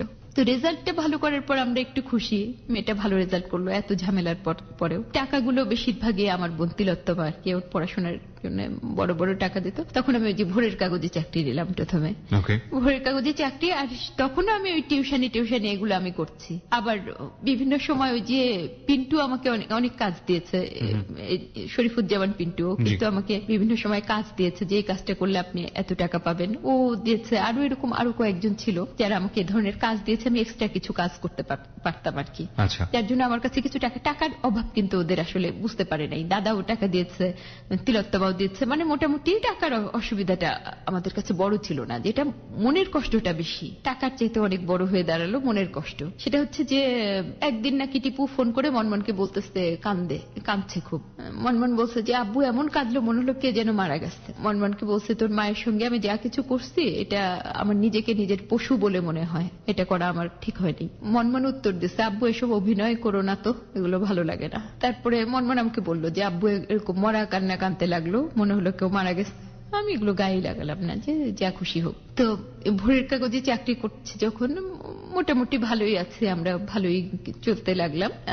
তারপরে আমি চাকরি আরেকটু ভালো, ভোরের কাগজের বেতন তো বেশি না, খুব কম বেতন। আমি সিভি ছড়াচ্ছি এখানে ওখানে সেখানে, আরিফিন স্যারের কাছে যাচ্ছি, স্যার আমাকে একটা ভালো চাকরির ব্যবস্থা করে দেন। স্যারও বিভিন্ন জায়গাতে চেষ্টা করতে করতে যেটা হলো যে আমি বাসুসে গেলাম একদিন, বাংলাদেশ সংবাদ সংস্থা। হ্যাঁ, গেলে ওখানে ইসানুল করিম সাহেব ছিলেন, হেলাল বর্তমান প্রধানমন্ত্রীর প্রেস সেক্রেটারি। উনি বললেন, জয়শ্রী তোমার, আমি বললাম যে দেখেন আমার বাচ্চাদেরকে নিয়ে খুব প্রবলেম হচ্ছে, আমার একটা ভালো চাকরি দরকার। লোকটা অত্যন্ত ভদ্রলোক এবং খুব ভালো করে বুঝলেন, আমাকে জীবনে উনি চিনতেন না। আমি বঙ্গবন্ধুর উপরে ইতিমধ্যে একটা বই লিখেছি, সেই বইটা ওনাকে গিফট করলাম। তো ওইটা বইটা দেখলো, নাড়াচাড়া করলো আর বললো যে তোমার যখন এতই প্রবলেম, আর তুমি যখন, তোমার বাবা যেহেতু আওয়ামী লীগ করতেন, আর তুমি তো কাজ করতে পারবে। আমি বললাম যে হ্যাঁ, আমার মনে হয় না আমার সাংবাদিকতায় কোনো প্রবলেম হবে, যেহেতু আমি সাংবাদিকতার ছাত্রী, আর আমি 3 বছর হয়ে গেছে ভোরের কাগজে কাজ করছি। তারপর উনি বললেন যে কিছুদিন পরে আমার সঙ্গে দেখা করো, 15-20 দিন পর। এই লোকটার কথায় এত মানে কাটায় উনি কথা রেখেছেন। আমি 2-1 দিন ফোন করার পরে উনি বললেন যে আর 2 দিন নাও, এরকম বলে উনি ঠিকই কিন্তু ওই 15 দিনের মধ্যেই উনি ম্যানেজমেন্টকে বললেন বা কি করলেন জানি না, উনি আমার একটা অ্যাপয়েন্টমেন্ট দিলেন। এই অ্যাপয়েন্টমেন্টটা পাওয়ার পরে তো আমার তেমন কোনো আর প্রবলেম নেই, কারণ বিএসএস এর টাকা ভালোই। আর তাছাড়া আমি এক্সট্রা কাজ তখনও করি, এক্সট্রা কাজগুলো আমি করি আর কি, অনুবাদ করে দেওয়া, কারো বই লিখে দেওয়া, এরকম কিছু কাজ আমি করি। আর সবচেয়ে বড় কথা, আমার সাপোর্ট ভীষণভাবে অর্থনৈতিক সাপোর্টটা দিয়েছে আমার ইমিডিয়েট বড় বোন তিলোত্তমা। ও কিন্তু যেটা করতো যে ওদের কোচিং এর যে টাকাটা মনমনের, ও একেবারে মাসের প্রথমে দিয়ে আসতো। অর্থনৈতিক সমস্যা তো আমি কিছু দেখি না, ভালোভাবে চাকরি করছি, ওরাও ভালোভাবে পড়াশোনা করছে, কোনো তেমন কিছু না। কিন্তু কিছুদিন হলো মনমনকে আমি যেটা দেখি, ওর একটা ছেলেকে ভালো লাগে। তো ভালো লাগার পরে ও একদিন আমাকে জড়াই ধরে কাঁদছে, এই ছেলেটার নাকি মানে আরেকজনকে ভালো লাগে। তো এটা নিয়ে ও একটা দুঃখ পেল, জাস্ট এটাই, এমন কিছু ব্যাপার না। মানে মেয়েটা তখন আলটিমেটলি ওর ইমোশনাল এজটা হচ্ছে, কষ্ট পেয়েছে। তখনও কোন ক্লাসে পড়ছে যখন ওর ও লেভেল হয়ে গেছে? ও লেভেল হয়ে গেছে, পরিণত বলা যেতে পারে যে অ্যাডোলেসেন্স পিরিয়ডে আছে। ওকে, তো এটা নিয়ে ওর একটা কষ্ট, এই মানসিক কষ্ট তো ওর যায় না। দেখি যে খুব দুঃখী, এবং তার ইতিমধ্যেই মানে ওর বাবার একটা ছেলে হচ্ছে, মানে সেকেন্ড ওয়াইফের ছেলে হয়েছে। এবং আমার মেয়ের যে ব্যাপারটা ছিল, সে শুরু থেকেই খুব বিদেশে যেতে যেত। বাংলাদেশ ওর ভালো লাগে না, ও বাইরে পড়াশোনা করবে, একটুখানি বাইরে যেতে পারলে ভালো হয়। ও জানতে পারলো ওর বাবা বর্তমান স্ত্রী এবং ওই বাচ্চাকে নিয়ে বিদেশে।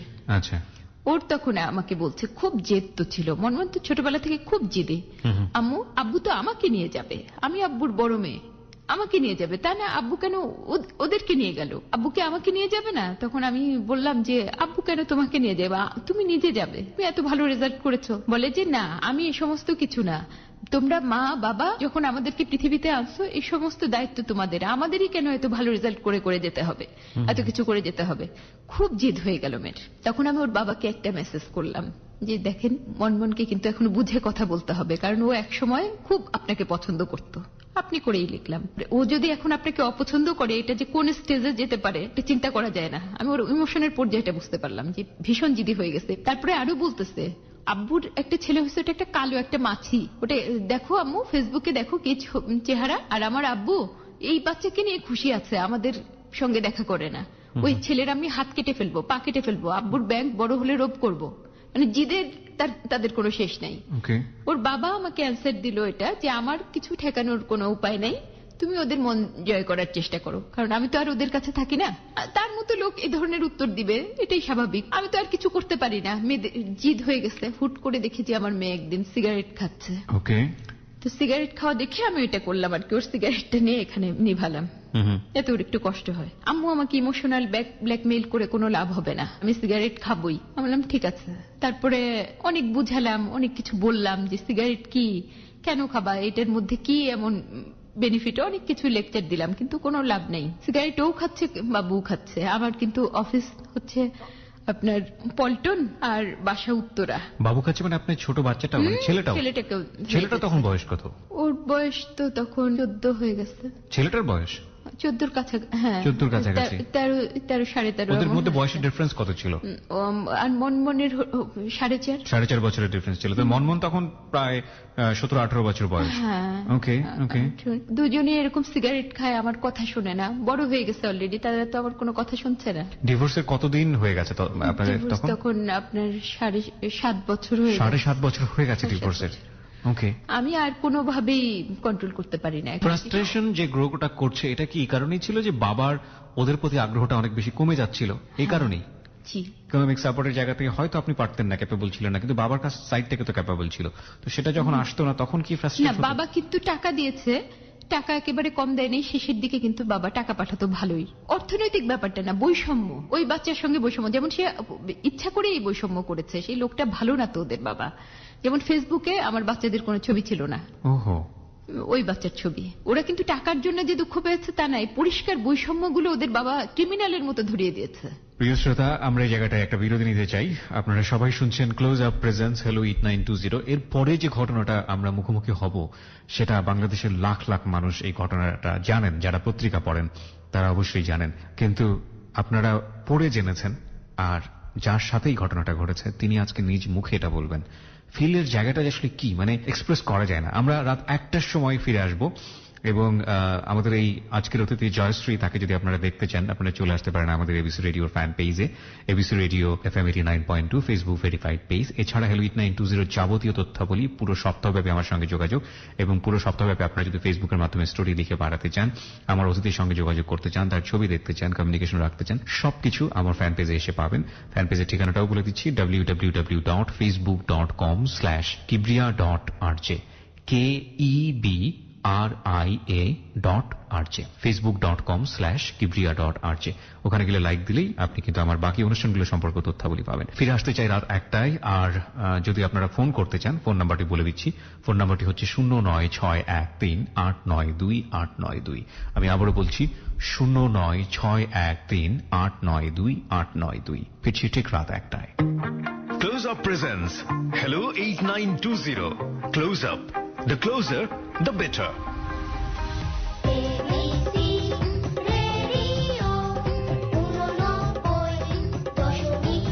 প্রিয় শ্রোতা, সময় রাত 1টা।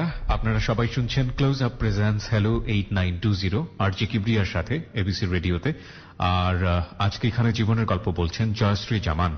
জয়শ্রী জামানের কাছে আমি যাচ্ছি, এবং যারা হ্যালো 8920 এসে জীবনের গল্প বলতে চান তারা আমাদেরকে ফোন করবেন। আমাদের ফোন নাম্বার হচ্ছে 09613892 আমি আবারও বলছি 09613892 এছাড়া আপনারা ফেসবুকের মাধ্যমে স্টোরি লিখে পাঠাতে পারেন, এবং একই সাথে চাইলে অতিথির সঙ্গে যোগাযোগ করতে পারেন, পুরনো অনুষ্ঠানগুলো ডাউনলোড করতে পারেন, এবং সেটার জন্য আমার ফ্যান পেজে আসতে হবে www.facebook.com/kibriya.rj KEBRIA.RJ।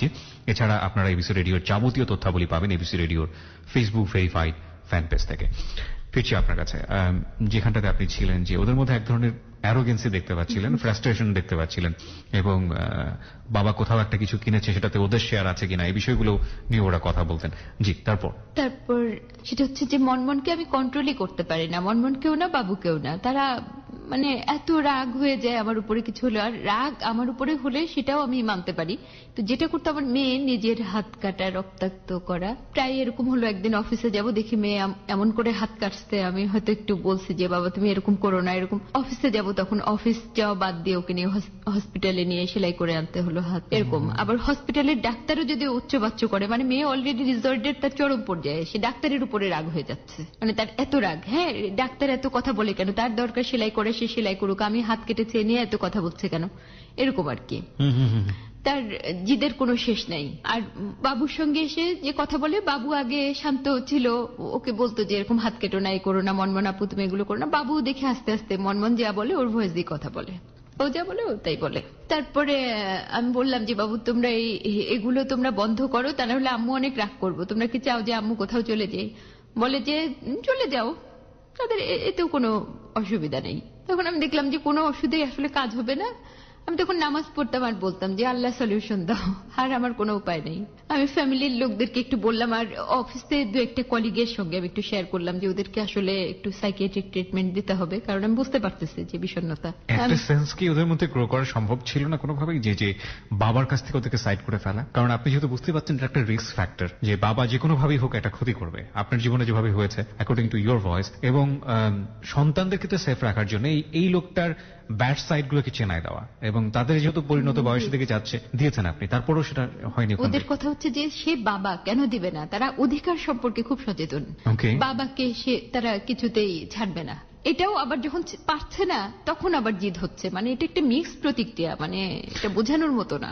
বা এরকম কোন চিন্তা ভাবনা আপনার সাইড থেকেও ছিল কিনা, যে উনি যেহেতু সেকেন্ড লাইফের কথা চিন্তা করেছেন, নতুন সংসারের জন্য একজনকে বিয়ে করেছেন, সেখানে বাবু এসছে, তো সন্তানদের সিকিউরিটির জন্য আপনি সেকেন্ড থটের কখনো কি ভেবেছিলেন যে আরেকটা বিয়ে করা বা এরকম কোনো কিছু? আমার এটা মনে হচ্ছে যে তাহলে ওর বাবার মতো একটা কাজ আমি করব, আর ওর বাবাও চলে গেছে, আমিও, ওদের সাইকোলজিটা এরকম হতে পারতো, এটা আমার মনে হচ্ছে। যে আমি সেকেন্ড কোনো কথার চিন্তা করি নাই, কারণ আমার মনে হয়েছিল এটাই যে ওদেরকে নিয়েই আমি বাঁচবো, ওদেরকে বাঁচাবো, ওরা ভালো করে পড়াশোনা শিখবে, আর প্রয়োজন নাই। আর আমি ভয়ও পেয়েছি, আমি যে সংসার জীবনে আমি যা দেখে এসেছি, এখন মানে আবারও এরকম একটা কোনো ঝামেলার মধ্যে যদি আমি পড়ি, আমি কতটা ভীত এটা চিন্তাই করা যায় না। এখনো ভয় পাই আর কি, আমার খুব ভয় লাগে। তো আপনার সেকেন্ড থটের কোনো ইচ্ছাই ছিল না? আর ইচ্ছা মানে এটার উপর আমার একটা ট্রমা, মানে ওকে। তো তারপর আপনি যেটা বলছিলেন যে মানে আপনি প্রার্থনা করতেন যে আল্লাহ তুমি ওদেরকে কন্ট্রোল করো। হ্যাঁ, একেবারে জোরে জোরে 2 রাকাত করে নফল নামাজ পড়ে পড়ে আল্লাহ প্রত্যেক দিনই আমি দোয়া করতাম যে আল্লাহ ওদেরকে কন্ট্রোল করো, ওদেরকে পথে আনো, আমার আর কোনো উপায় নেই। আমি আত্মীয় স্বজনদেরকেও বললাম হেল্প করতে, তারা বলে এইসব মানুষের কাছে বলিস না, ও আস্তে আস্তে ঠিক হয়ে যাবে।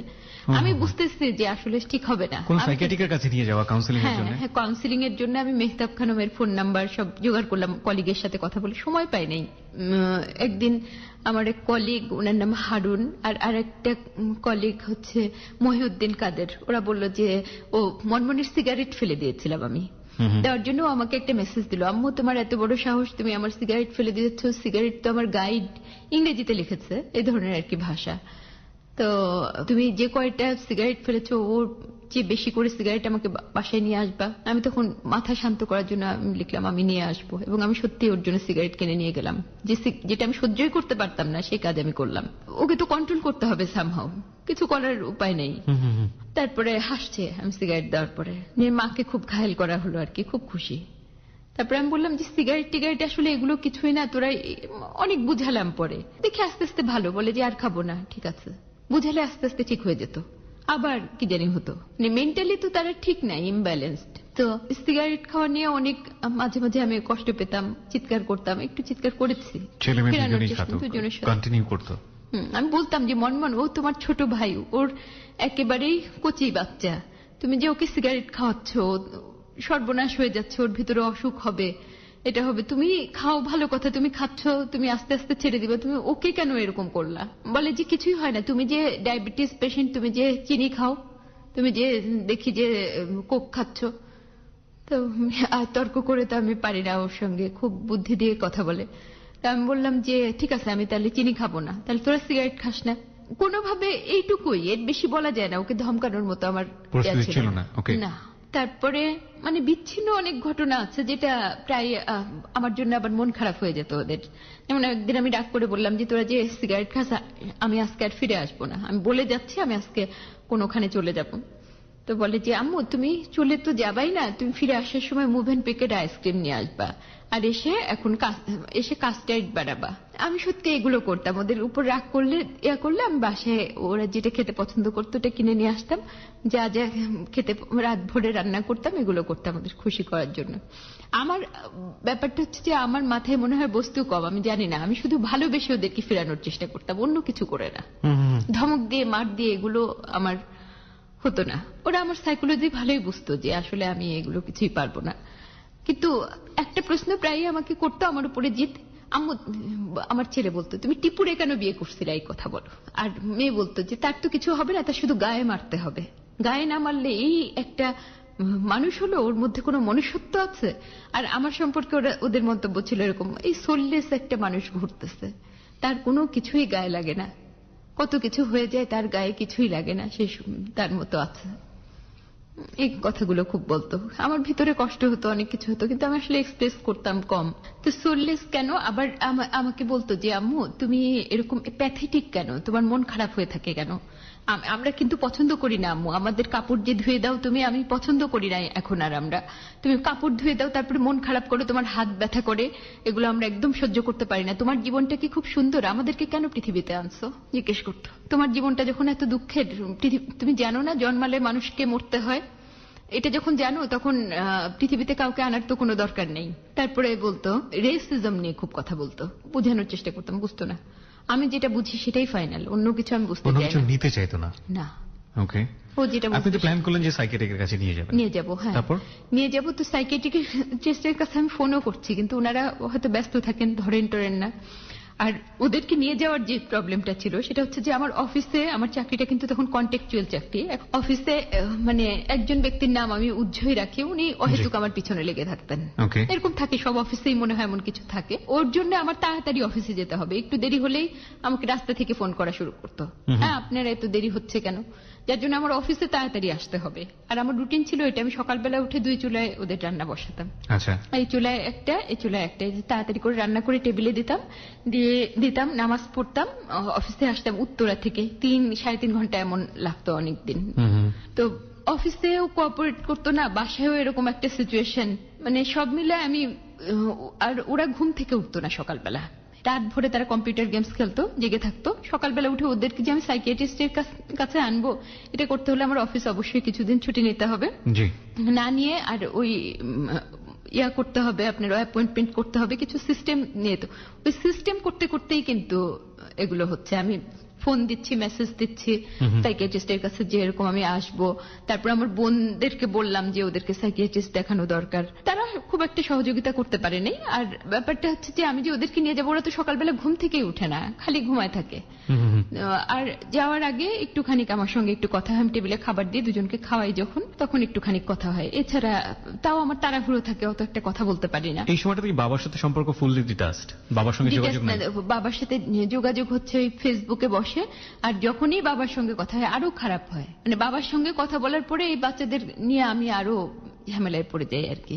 যেদিনই ফেসবুকে একটু কথা, যেমন একদিন বলছে যে চায়নায় কোনো ফেসবুক নাই, তারপরে বাবু বলে যে আম্মু জানো আব্বুর সঙ্গে আজকে কথা হচ্ছে, আব্বু বলে চায়নায় কোনো ফেসবুক নাই। আমি পরে দেখি যে ফেসবুক আছে, তো আমি নিচে লিখেছি যে আব্বু ফেসবুক নাই, তাহলে এটা কোথা থেকে এলো। হ্যাঁ, খুব অ্যাগ্রেসিভ হয়ে রেগে যেত আর কি বাবার সাথে কথা বলার পরপরই। এমন কি হতো যে ভদ্রলোক আপনার সম্পর্কে তাদেরকে কান পড়া দিত, বাজে কথা বলতো? বলতো। তার চিঠি আপনি দেখেন যে একটা চিঠি লিখছে, সেখানে আমার সম্পর্কে যেগুলো লিখছে ওটা পড়লে বোঝা যায় যে সে নিজেকে ডিফেন্ড করার জন্য কত নিচে নামতে পারে।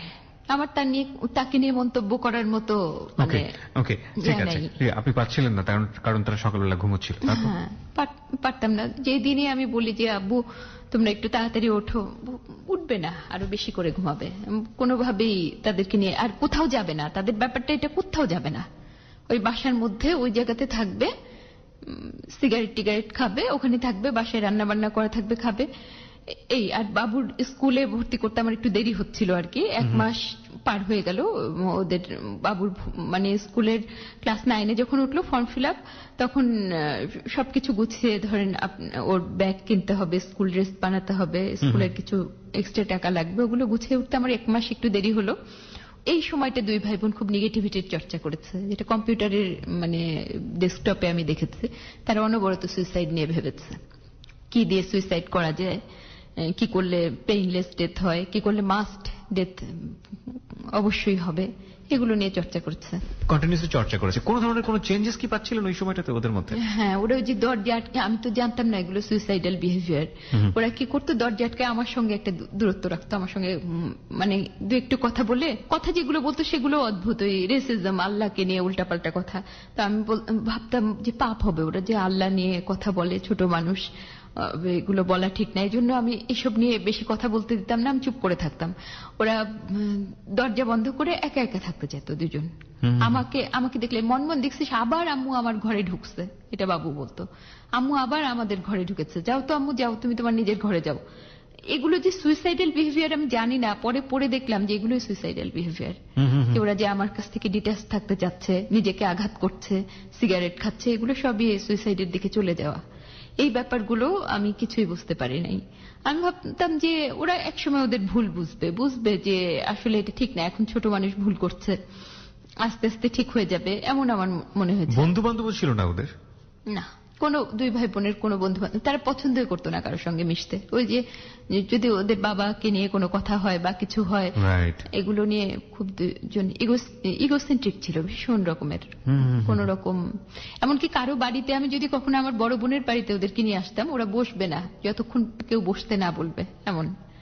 তারপরে খাবে না যতক্ষণ পর্যন্ত কেউ না দিবে, এবং কারো বাড়িতে যাই খেতে চাওয়া, এমনকি বোনের বাসায় আমি যদি বলি যে আপা চা খাবো, এটা ওদের খুব লাগতো, তুমি মানুষের বাসায় যেয়ে খেতে চাও কেন, এরকম ছিল আর কি তাদের ব্যাপারগুলো। ওদের যে সাইকোলজিগুলো আমার কাছে ধরা দেয় আর কি, সেটা হচ্ছে এই পৃথিবী সম্পর্কে ওদের যে ধারণা ওরা নিয়ে গেছে, সেটা হচ্ছে এখানে আসলে এই আল্লাহ খুব পার্সিয়ালিটি করেছে বাংলাদেশের মানুষের সঙ্গে। আরো বলতো বাবু, আম্মু বাংলাদেশে জন্ম নিয়ে আমি যতটা দুঃখী, ওই আব্বু 10টা বিয়ে করলো এত দুঃখী না আমি। কেন, এই যে বাংলাদেশের মানুষ এত গরিব মানুষ কেন হবে, এদের সবার উচিত দে শুড কিল দেয়ারসেলফ, মেরে ফেলা তাদেরকে। হ্যাঁ, তারা নিজেদেরকে হত্যা করুক, তারা নিজেরা মরে গেলে তারা বেঁচে থাকার কি দরকার, এত কষ্ট করে একজনের হাত নাই পা নাই ভিক্ষা করছে, এত কষ্ট করে তাদের বেঁচে থাকার কি দরকার। তারপর এত মানুষ, এটা একটা দেশ হলো, এই দেশটার মধ্যে এতগুলো মানুষ, মানে তাদের চিন্তা ভাবনা কথাবার্তা এমনই ছিল আর কি। প্রিয় শ্রোতা, এখানে একটা বিষয় আপনাদেরকে সবাইকে নোট করতে চাই, ডোন্ট টেক দেয়ার ভয়েস। তাদের কিন্তু তারা যেটা বলছে সেটা কিন্তু এক ধরনের বিকৃত মানসিকতা গ্রো করেছে তাদের মধ্যে, সেটা তারা কি বলছে সেটাকে পয়েন্ট করা উচিত হবে না। সুইসাইডাল বিহেভিয়ারের মধ্যে জিনিসগুলোকে দেখতে হবে, কারণ যখন একজন মানুষ সুইসাইড করতে পারেন তখন তার মধ্যে কিছু বিহেভিয়ার দেখা যায়, হ্যাঁ, প্রি বিহেভিয়ার যেটাকে আমরা বলি, যে সে আগে থেকেই বোঝাতে থাকে যে না, সে কিছু একটা দুর্ঘটনা ঘটাতে যাচ্ছে, এবং তার মধ্যে এই জিনিসগুলো তাদের 2 সন্তানের মধ্যে এই জিনিসগুলো ছিল এবং সেটা কি কি ছিল সে বিষয়গুলো নিয়ে কথা বলছে। ওকে, তারপর? তবে একটা জিনিস আমি যেটা বাদ দিয়ে গেছি, এটা বোধহয় আমার এই মুহূর্তে বলার প্রয়োজন আছে। জি, please. আমি মানুষের জন্য যেহেতু কাজ করছি, এই কথাটা আমি বলবো। ওরা, আপনি যেটা বলছিলেন যে হঠাৎ করে ওরা কেন এমন হলো, সেটা একটা খুবই দুর্ভাগ্যজনক একটা ঘটনা ঘটলো। সেটা হচ্ছে আমার মেয়ে প্রথমে একটা ছেলেকে যে পছন্দ হলো, সেই ছেলেটা কিন্তু ওটা আস্তে আস্তে ওর চলে গেল। তো তার পরবর্তীতে আরো একটা ছেলে ওকে খুব পছন্দ করতে লাগলো। ও পড়তে যেত, ওকে খুব পছন্দ করত। তো এটা নিয়ে যে শাসনটা করা হয়েছে, আমি বা আমার বোন, আমি খুব একটা করি নাই শাসন, সেটা ছিল একটু বেশি। ওর জিদ হয়ে গেল, ও বলে যে আমি এই ছেলেকে পছন্দ করি না, কিন্তু এই ছেলেটা আমাকে খুব পছন্দ করে, আমি ওর সঙ্গে গল্প করতে পছন্দ করি। আচ্ছা, আমি বললাম ঠিক আছে, তুমি গল্প করো, অসুবিধা নেই। কিন্তু একদিন একটা ঘটনা ঘটলো, সেটা হচ্ছে যে আমি অফিস থেকে ফিরছি, আমি দেখি হঠাৎ মনমনের ফোন থেকে আমার ফোনে একটা টেলিফোন, একটা ছেলে একটা লোক করছে। আমি বললাম যে কি ব্যাপার? বলে যে আপনি যদি পারেন তো থানা হয়ে যান। আমি বললাম কেন থানায় যাবো কেন, আর আমার মেয়ের ফোনই বা আপনার কাছে কেন? তো বলে যে আমি তো আপনার মেয়েকে থানায় নিয়ে এসেছি একটা ঘটনার জন্য। আমি বলছি আপনি এক্ষুনি আমার মেয়েকে ছেড়ে দেন, ওকে বাসায় পাঠিয়ে দেন, আপনি থানায় নিয়ে আসছেন মানে?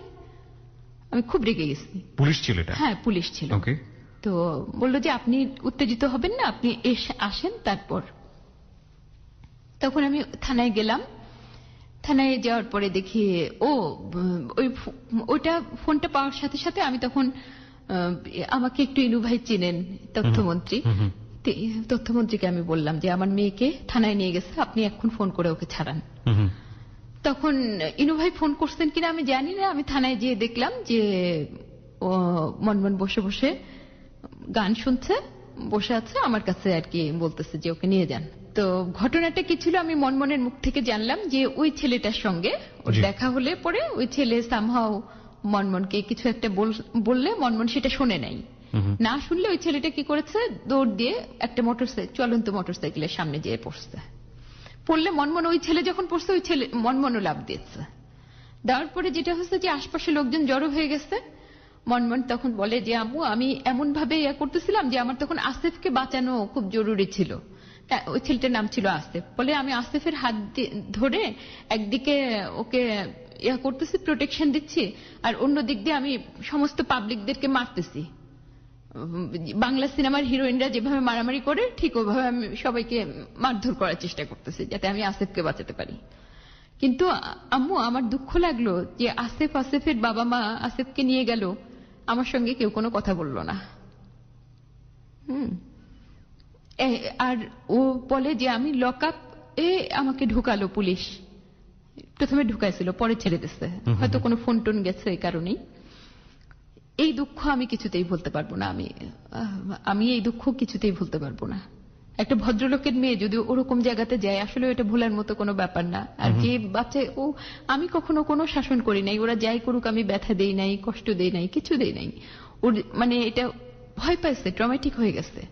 পুলিশের এতটুকু বাচ্চাকে ধরে নিয়ে যাওয়া উচিত হয় নাই। তো আমি তখন বললাম যে ও আমাকে ধরে কাঁদতে লাগলো, বললো যে আম্মু আমাকে মাঝে মাঝে প্রায় নিকনেমে ডাকতো, শিপু শিপু, 2 ভাই বোনই, যেন আমি ওদের ফ্রেন্ড এরকম আর কি। বলে যে সব সময় মনে হয় আম্মু হচ্ছে শিপু, আজকে যখন আম্মু আমাকে নিয়ে আসলো আমার মনে হলো আমার মা। বলে আমার মেয়ে কিন্তু আমাকে ধরে খুব কাঁদতে লাগলো, আমিও খুব কাঁদলাম। তো মেয়েটা কিন্তু ওর পর থেকে একেবারে শকড। একদিকে বাবার এই ঘটনা, আবার এটা ওর কাছে মনে হলো যে ছেলের জন্য আমার এরকম একটা ঘটনা ঘটলো, সে আমাকে কিছু না বলে তার বাবা মা তাকে ছাড়াই নিয়ে গেল ওকে থানায় রেখে। এই যে একটা দুঃখ পেল। আর থানায় ঢোকার এতটুকু বাচ্চার অভিজ্ঞতা, এটা তো সামাজিক দৃষ্টিকোণ থেকে যেভাবে দেখা হয় সবকিছু মিলিয়েই বুঝতে পেরেছি। আর মুহাম্মদের যে ব্যাপারটা ছিল, আমার ছেলে বোনকে এত সে ভালোবাসতো, বোনের প্রতিটা দুঃখ যেন ওর দুঃখ। ওকে।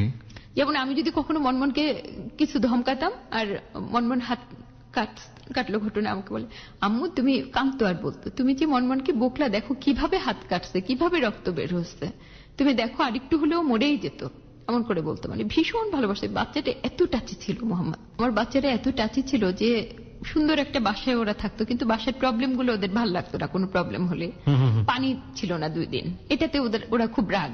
পানি নাই, যেদিন পানি নাই আমি একদিন কি করলাম, একদিন পানি অফিস থেকে ফেরার সময় যত মিনারেল ওয়াটার আছে রিক্সা ভর্তি করে কিনে নিয়ে আসলাম, যে ওরা হয়তো গোসল করে নাই। 750 টাকার পানি কিনে নিয়ে আসছি, কিনে নিয়ে আসে বললাম তোমরা এই পানি দিয়ে গোসল করো। তো মোহাম্মদ আমাকে বললো যে I am not so desperate. আমি হাসতেছি যে এটা আমি কার জন্য পানি নিয়ে আসলাম, তোমাদের গোসলের জন্যই তো পানি আনলাম। তারপরে ওই দিন পরে আবার পানি আসলো, কেন যেন আসলো একটু পানি। পরের দিন সকালবেলা আমি যখন যাব, 2 চুলায় রান্না, 1 চুলায় কই মাছ, 1 চুলায় চিংড়ি মাছ আমার মনে আছে, রান্না করে টেবিলে দিলাম ওদেরকে। দেওয়ার পরে ফিরে আসার সময় পানি চলে গেছে। আমি তো ভয় পাইছি যে পানি গেছে মানে তো 2 ভাই বোনের অনেক মেজাজ খারাপ হবে।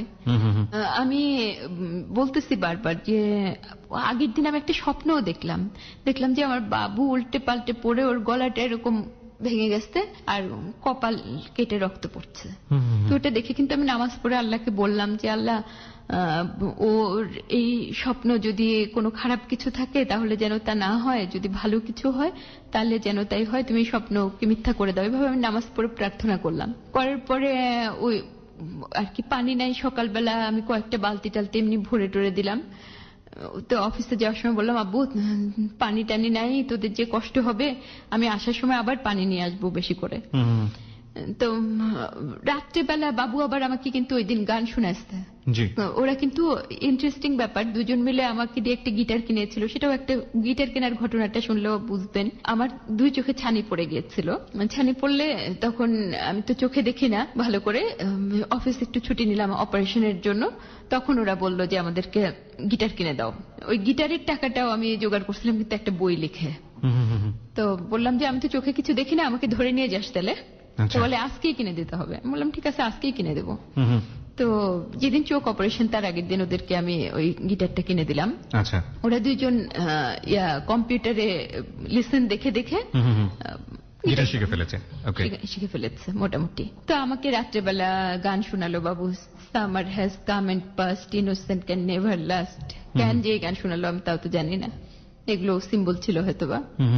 তারপরে সকালবেলা ওই যে রান্না করে আমি টেবিলে দিলাম। আর আমার নিয়মই ছিল একদিক দিয়ে রান্না করছে, একদিক দিয়ে নামাজ পড়ছে, একদিক দিয়ে শাড়ি পড়ছে, একই সাথে সবকিছু করতাম। আবার ভেতরে ঢুকে ঢুকে ওদের সঙ্গে একটু কথা বলার চেষ্টা করতাম, কিন্তু ওদের যেটা ব্যাপার ছিল প্রায় দরজাটা বন্ধ করে দিত, আমার সাথে কথা বলতে যেত না। তো আমি বললাম যে বাবু আমাকে একটু বোতলে পানি ভরে দাও তো। এটা বললে বাবু কিন্তু আমাকে পানিটা ভরে দিয়ে শুয়ে ঘুমালো। তারপরে আমি মনমনকে বললাম যে আমি বের হয়ে আসলাম ঘর থেকে।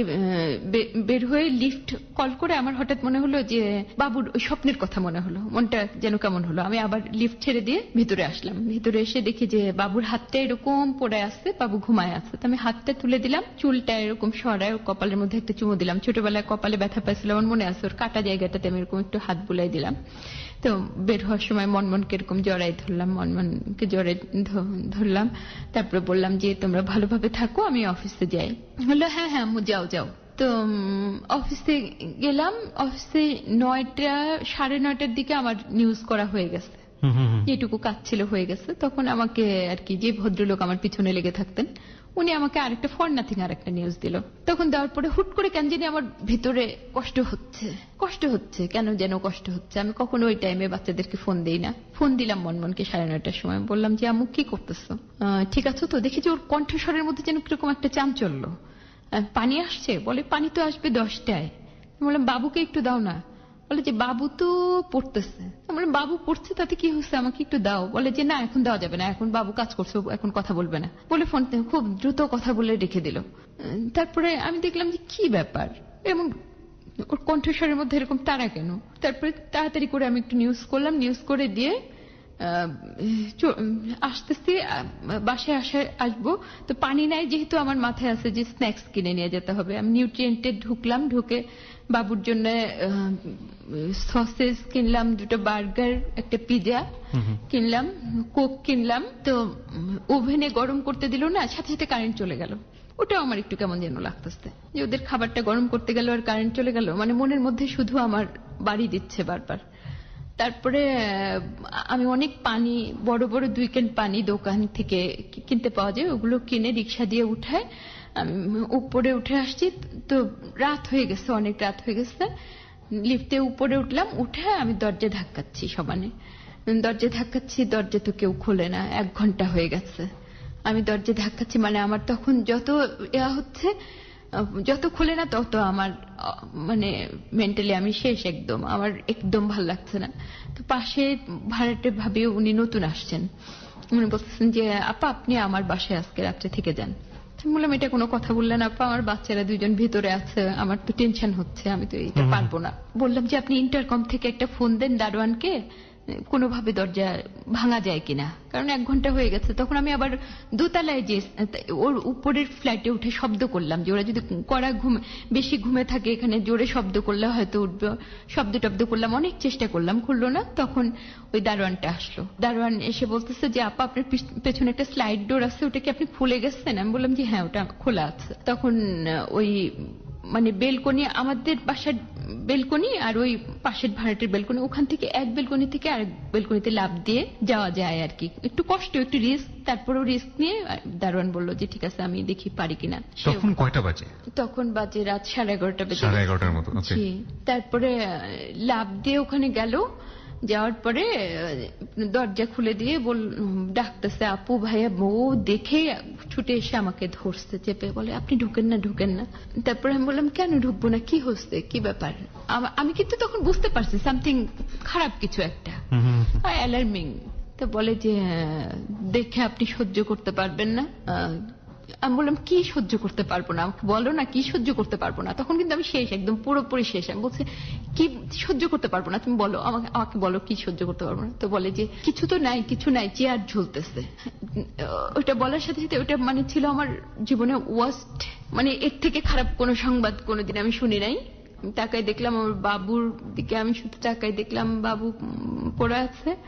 তো ওইটা দেখার পরে আমি আর কোনো দিকে তাকাই নাই, আমার তেমন করে কিছু মনে নেই, আমি মনের দিকে তাকাতে পারি না, এবং আমি কনফার্ম যে বাবু যখন নাই মনও আরো আগে নাই। তারপরে আমি কি করছি আমার কিছু মনে নাই, কিচ্ছু মনে নেই আমার।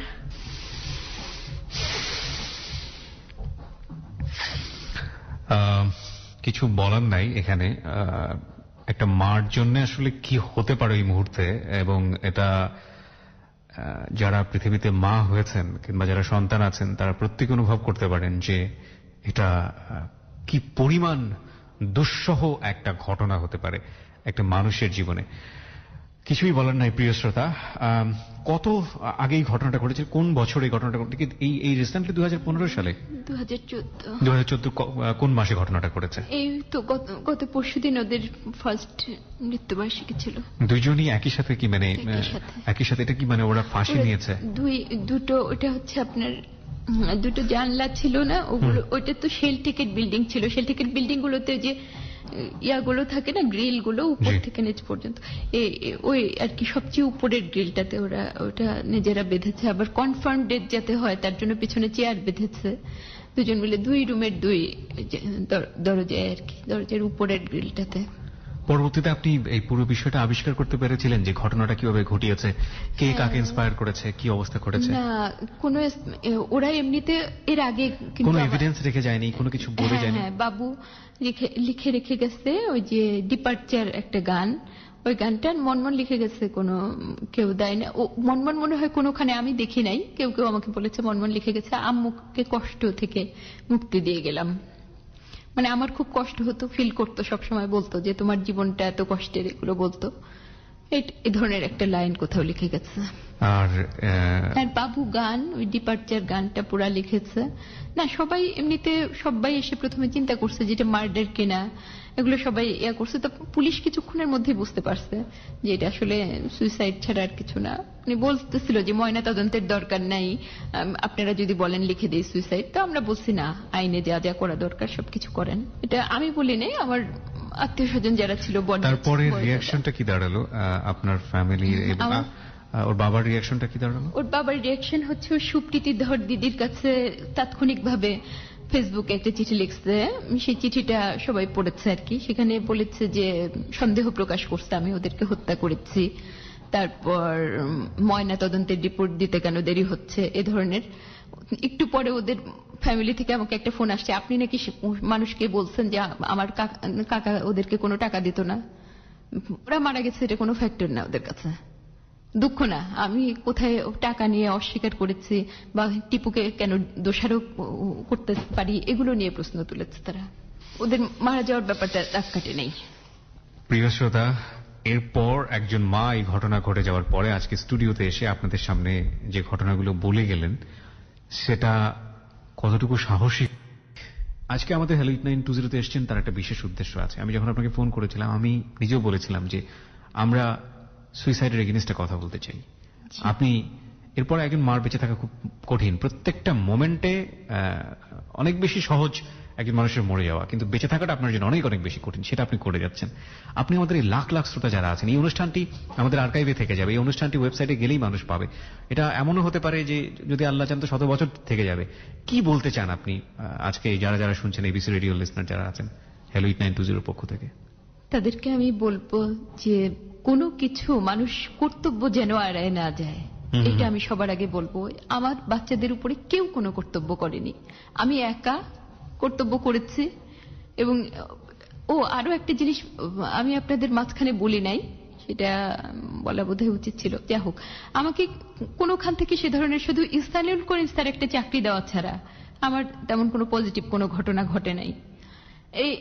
এটা হয়েছে। আর আমার মানে যেটা মনে হয় যে সবাই ওদের উপর কর্তব্য এড়িয়ে গেছে। 7 বছরে ওদেরকে কেউ দেখতে যায় নাই। আমার ফ্যামিলিতে দাদা, ওই বড়দা ঈদের সময় ওদেরকে ভাবি কাপড় নিয়ে যেত, দেখতে যেত। ওরা এগুলো পছন্দ করতো না যে আমাদের জন্য আবার কাপড় আনার কি দরকার, এই টাইপের ব্যাপার। ওদেরকে স্নেহ ভালোবাসার ব্যাপারটা অনেকে টাকা দিয়ে সেরে দিয়েছে। আসলে এই কাজগুলো ঠিক না। একটা সংসারে যখন এরকম ডিভোর্স হয়, এই ধরনের একটা ঘটনা, সেটা আমার উপরে চাপ, মানে একটা মায়ের উপরে চাপ পড়ে, শিশুদের উপরে চাপ পড়ে। সেই ব্যাপারগুলো সবাইকে শেয়ার করা উচিত ছিল, পারিবারিকভাবে, সামাজিকভাবে, এবং আমি মনে করি রাষ্ট্রীয়ভাবেও। মানবতার এখানে একটা দায়িত্ব ছিল, মানবিক যে দায়িত্ব, এই দায়িত্বগুলো এই সমাজের কোথাও পালিত হয় নাই। এই কারণে আমি একটা সংগঠনের কথা কি আমি বলবো, যে এই সাংগঠনিক চিন্তাটা আমার এখান থেকে এসছে, যে শিশুরা কোথাও দাঁড়ায় তাদের প্রবলেমের কথাটা বলতে পারুক, তাদেরকে কেউ একজন সাড়া দিক, তাদের পাশে যেয়ে কেউ দাঁড়াক। এরকম একটা প্লেস আসলে আমাদের দেশে, যেমন জানি আমেরিকায় যেটা হয় যে বাচ্চাদেরকে মারধর করলে তারা টেলিফোন করলে পুলিশ চলে আসে। এই যে বাচ্চাগুলোকে ফেলে রেখে আমি যখন টিউশনি করেছি, ছোট্ট মোহাম্মদকে ফেলে রেখে কিন্তু আমি টিউশনি করেছি প্রথম দিকে যখন আমার চাকরি ছিল না। 8 বছরের বাচ্চা, আমি এসে দেখতাম যে ও টর্চ চালায় পড়ছে, হ্যাঁ, কারেন্ট চলে গেছে লোডশেডিং এর সময়। তো অতটুকু বাচ্চাটাকে ফেলে রেখে আমি চাকরি করতে যাচ্ছি, একদম ইনসিকিউর তারা। এই সমাজের কোনোখানে মানে এই বাচ্চাগুলোর কোনো সিকিউরিটি ছিল না, না আমার ফ্যামিলি থেকে, না ওদের ফ্যামিলি থেকে, বা কেউ, জাস্ট ওদেরকে ফেলে দেওয়া হচ্ছে। এবং আমার যেটা মনে হয় যে এই যে দায়িত্ব এড়িয়ে চলা মানুষের, এটার সবকিছুর ফল। ওদের বাবা দায়িত্ব এড়িয়েছে, পরিবার দায়িত্ব এড়িয়েছে, সমাজ দায়িত্ব এড়িয়েছে, রাষ্ট্র আমাকে একটা ভালো চাকরি দিতে পারেনি প্রথম দিকে। এই সবকিছুর সমন্বয়ে কিন্তু ওদের সুইসাইড। এবং এই দায়িত্ব আপনার, আমার, সকলের এই সুইসাইড থেকে এদেরকে ফিরায় আনা। শুধু আত্মহত্যাই না, এই যে মনমোহন মোহাম্মদের মতো মেধাবী, ওরা কি পৃথিবীতে কত অবদান রাখতে পারত। এই মেধা, আমি ওদের মতো মেধাবী না, আমি নিজে অনেক অবদান রাখতে পারি, তাহলে ওরা কি করতে পারত। তো এই যে নতুন প্রজন্মের এই অসম্ভব সম্ভাবনা, এই সম্ভাবনাগুলো যদি এভাবে শেষ হয়ে যায়, সেটা কারো কাম্য হতে পারে না। সে কারণে আমি বলবো যে এই ধরনের শিশুদের জন্য সবার একটুখানি সময় দিক, সবাই একটু ভালোবাসুক। কিছু না, শুধু ভালোবাসা দিয়ে ওদেরকে ফেরানো যায়। সংগঠনের কথা বলছিলেন, কোন সংগঠন? আমি যে সংগঠনের ব্রাইটেড টুমরো নামে যে সংগঠনটা আত্মহত্যা প্রতিরোধ নিয়ে গড়ে তুলেছি, এখনো সেটা প্রাথমিক পর্যায়ে আমরা কেবল শুরু করেছি আর কি সংগঠনটা। আমরা চাচ্ছি যে এই সংগঠনের মাধ্যমে আমরা কাউন্সেলিং করাবো, বিভিন্নভাবে সচেতনতা তৈরি করব। সংগঠনের উদ্যোগ নিয়েছে এই শিশুদের কথা ভেবে, এবং সুইসাইড যাতে প্রতিরোধ হয়। কারণ সুইসাইড ব্যাপারটা যেটা, এই দুঃখের কোনো সীমা নাই। মানে যে কোনো মৃত্যু মানুষ মেনে নিতে পারে, কিন্তু আমি আমার বাচ্চা এত কষ্ট করে বড় করলাম, এত কিছু করলাম, সবকিছু এসে দেখলাম রাতারাতি শেষ। আমার আর কিছুই করার নাই, শুধু একটা পাথর নিয়ে বেঁচে থাকা, আর কিছু না। আমার কিছু ভাল লাগে না। আমার কোনো একটা সুখ নিতে গেলে, পৃথিবীর কোনো একটা ভালো জিনিস, একটা ফুলের গন্ধ নিতে গেলে মনে হয় যে আমার বাচ্চারা এই ফুলের গন্ধটা নিচ্ছে না, আমি নিচ্ছি। নিজের কাছে আমার অপরাধী বলে মনে হয়, কষ্ট হয়। শেষে যে প্রশ্নটা আসছিল মাথায়, এটা আসলে আর করতে চাই না, কারণ একটা মা, তিনি আসলে সমাজের জন্য বেঁচে আছেন, আমাদের এই সোসাইটির জন্য বেঁচে আছেন, যে সোসাইটি তার সবচাইতে মানে কলিজার টুকরা বেঁচে থাকার অবলম্বন যারা ছিল তাদেরকে কিছু দিতে পারেনি। সেই সোসাইটির মানুষের জন্য বেঁচে আছেন, যে তাদের ভিতর থেকে আর কেউ যেন কখনো সুইসাইড না করে, সেজন্য তিনি তার জীবন দশায় কিছু একটা করে যেতে চান। এটাই তার ফিউচার এইম। আমরা এই জায়গাটাতেই আজকের এই হ্যালো ইট 920 নিয়ে কথা বলতে চেয়েছিলাম। আজকের হ্যালো ইট 920 আপনি দেখতে পারেন, যদি ঘটনার মধ্যে ঢোকেন, যে জয়শ্রীর জীবনে যে ঘটনাটা ঘটে গেছে সেটা অনেক অনেক কষ্টের বেদনার, কিন্তু জয়শ্রী যে কারণে বেঁচে আছেন সেটা সত্যি সত্যি জয়শ্রী, এবং সেটা অনেক বেশি আশার। যারা সুইসাইড করেন তারা শুধু নিজেদেরকে শেষ করেন না, তারা সার্কামস্ট্যান্সেসকে শেষ করে দেন, চারপাশের পরিবেশটাকে শেষ করে দেন। কিন্তু এই দুটো বাচ্চার মধ্যে এই সেন্সটা গ্রোই করেনি, পরিণত বয়সেও অনেকে করে থাকেন, তারা অনেক ভুল কাজ করেন। সুইসাইড কখনোই কোনো প্রবলেমের সমাধান হতে পারে না, কখনোই পারে না, এবং সেই কাজটাই করার জন্য জয়শ্রী চেষ্টা করে যাচ্ছেন। এবং তিনি তার জায়গাটি থেকে যে কত বড় কঠিন এই কাজটা করা, প্রত্যেকটা মোমেন্টে সেই ফাইটটা করে যাচ্ছেন। বেঁচে থাকাটাই উদ্দেশ্য, এবং বেঁচে থাকার জন্য প্রত্যেকটা মোমেন্টে ফাইট করে যেতে হবে। আমরা যেন কোনো কিছুর কাছে হেরে না যাই। আমরা মানুষ হয়ে দুনিয়াতে এসেছি, এবং এই মনুষ্যত্ব সবসময় বিজয়ী হবে ব্যাপারটা এরকম না। আমরা যেখানে হেরে যাব সেখান থেকে যেন আমরা শিখতে পারি। আমরা যদি কেউ সুইসাইড করতে চায় তার পাশে যেন গিয়ে দাঁড়াই। আমরা যদি বুঝতে পারি যে তার ভিতরে একটা দুর্ঘটনা ঘটার সম্ভাবনা আছে, তাকে যেন সেখান থেকে বের করে নিয়ে আসতে পারি। আমরা যেন অবহেলা না করি কোনো তুচ্ছ ঘটনাকে। এবং একটা কথা আছে যে শিশুদেরকে আমরা অবহেলা করছি, যেই সন্তানদেরকে আমরা অবহেলা করছি, they will lead the nation day after tomorrow, এবং তারাই আমাদেরকে লিড করবে। সুতরাং তাদেরকে আমাদের সবচেয়ে বেশি কনসেন্ট্রেট করা উচিত। বাবা মায়ের জায়গাটি নিয়ে কোনো কথাই বলতে চাই না, এবং সে বলার ধৃষ্টতাও আমি রাখি না। এবং একটা জিনিস ঠিক, যে শুধু একটা কথাই শেষে বলতে চাই, বাবা হওয়া উচিতই না যদি আপনি আপনার সন্তানের রেসপন্সিবিলিটি না নিতে পারেন। তাহলে বাবা আপনি কেন হবেন? প্রিয় শ্রোতা, আমরা বাকি সেগমেন্টগুলো নিয়ে ফিরে আসব, এবং বাকি সেগমেন্টগুলো আজকের এই হ্যালো ইট 920 যেভাবে হয় সেটাই হবে। আশা করছি আমাদের সাথেই থাকবেন। আপনারা যদি আমাদের এই বন্ধুটির সাথে, আমাদের যিনি আজকে অতিথি হয়ে এসেছেন জয়শ্রী ম্যাম, তার সঙ্গে যোগাযোগ করতে চান এবং তার সঙ্গে কমিউনিকেট করতে চান এইসব ব্যাপারগুলো নিয়ে, তিনি যে সংগঠনের আন্ডারে কাজ করছেন সেখানে যদি কমিউনিকেট করতে চান, কন্ট্রিবিউট করতে চান, আমাদের সঙ্গে যোগাযোগ করবেন। আমাদের ফেসবুকের ঠিকানা তো আছেই, এবিসি রেডিওর fan page, Facebook verified page. এছাড়া আপনারা চলে আসতে পারেন আমার পার্সোনাল যে পেজটি আছে সেখানেও আছে, সেখানেও লিখতে পারেন। সেটা ঠিকানা হচ্ছে www.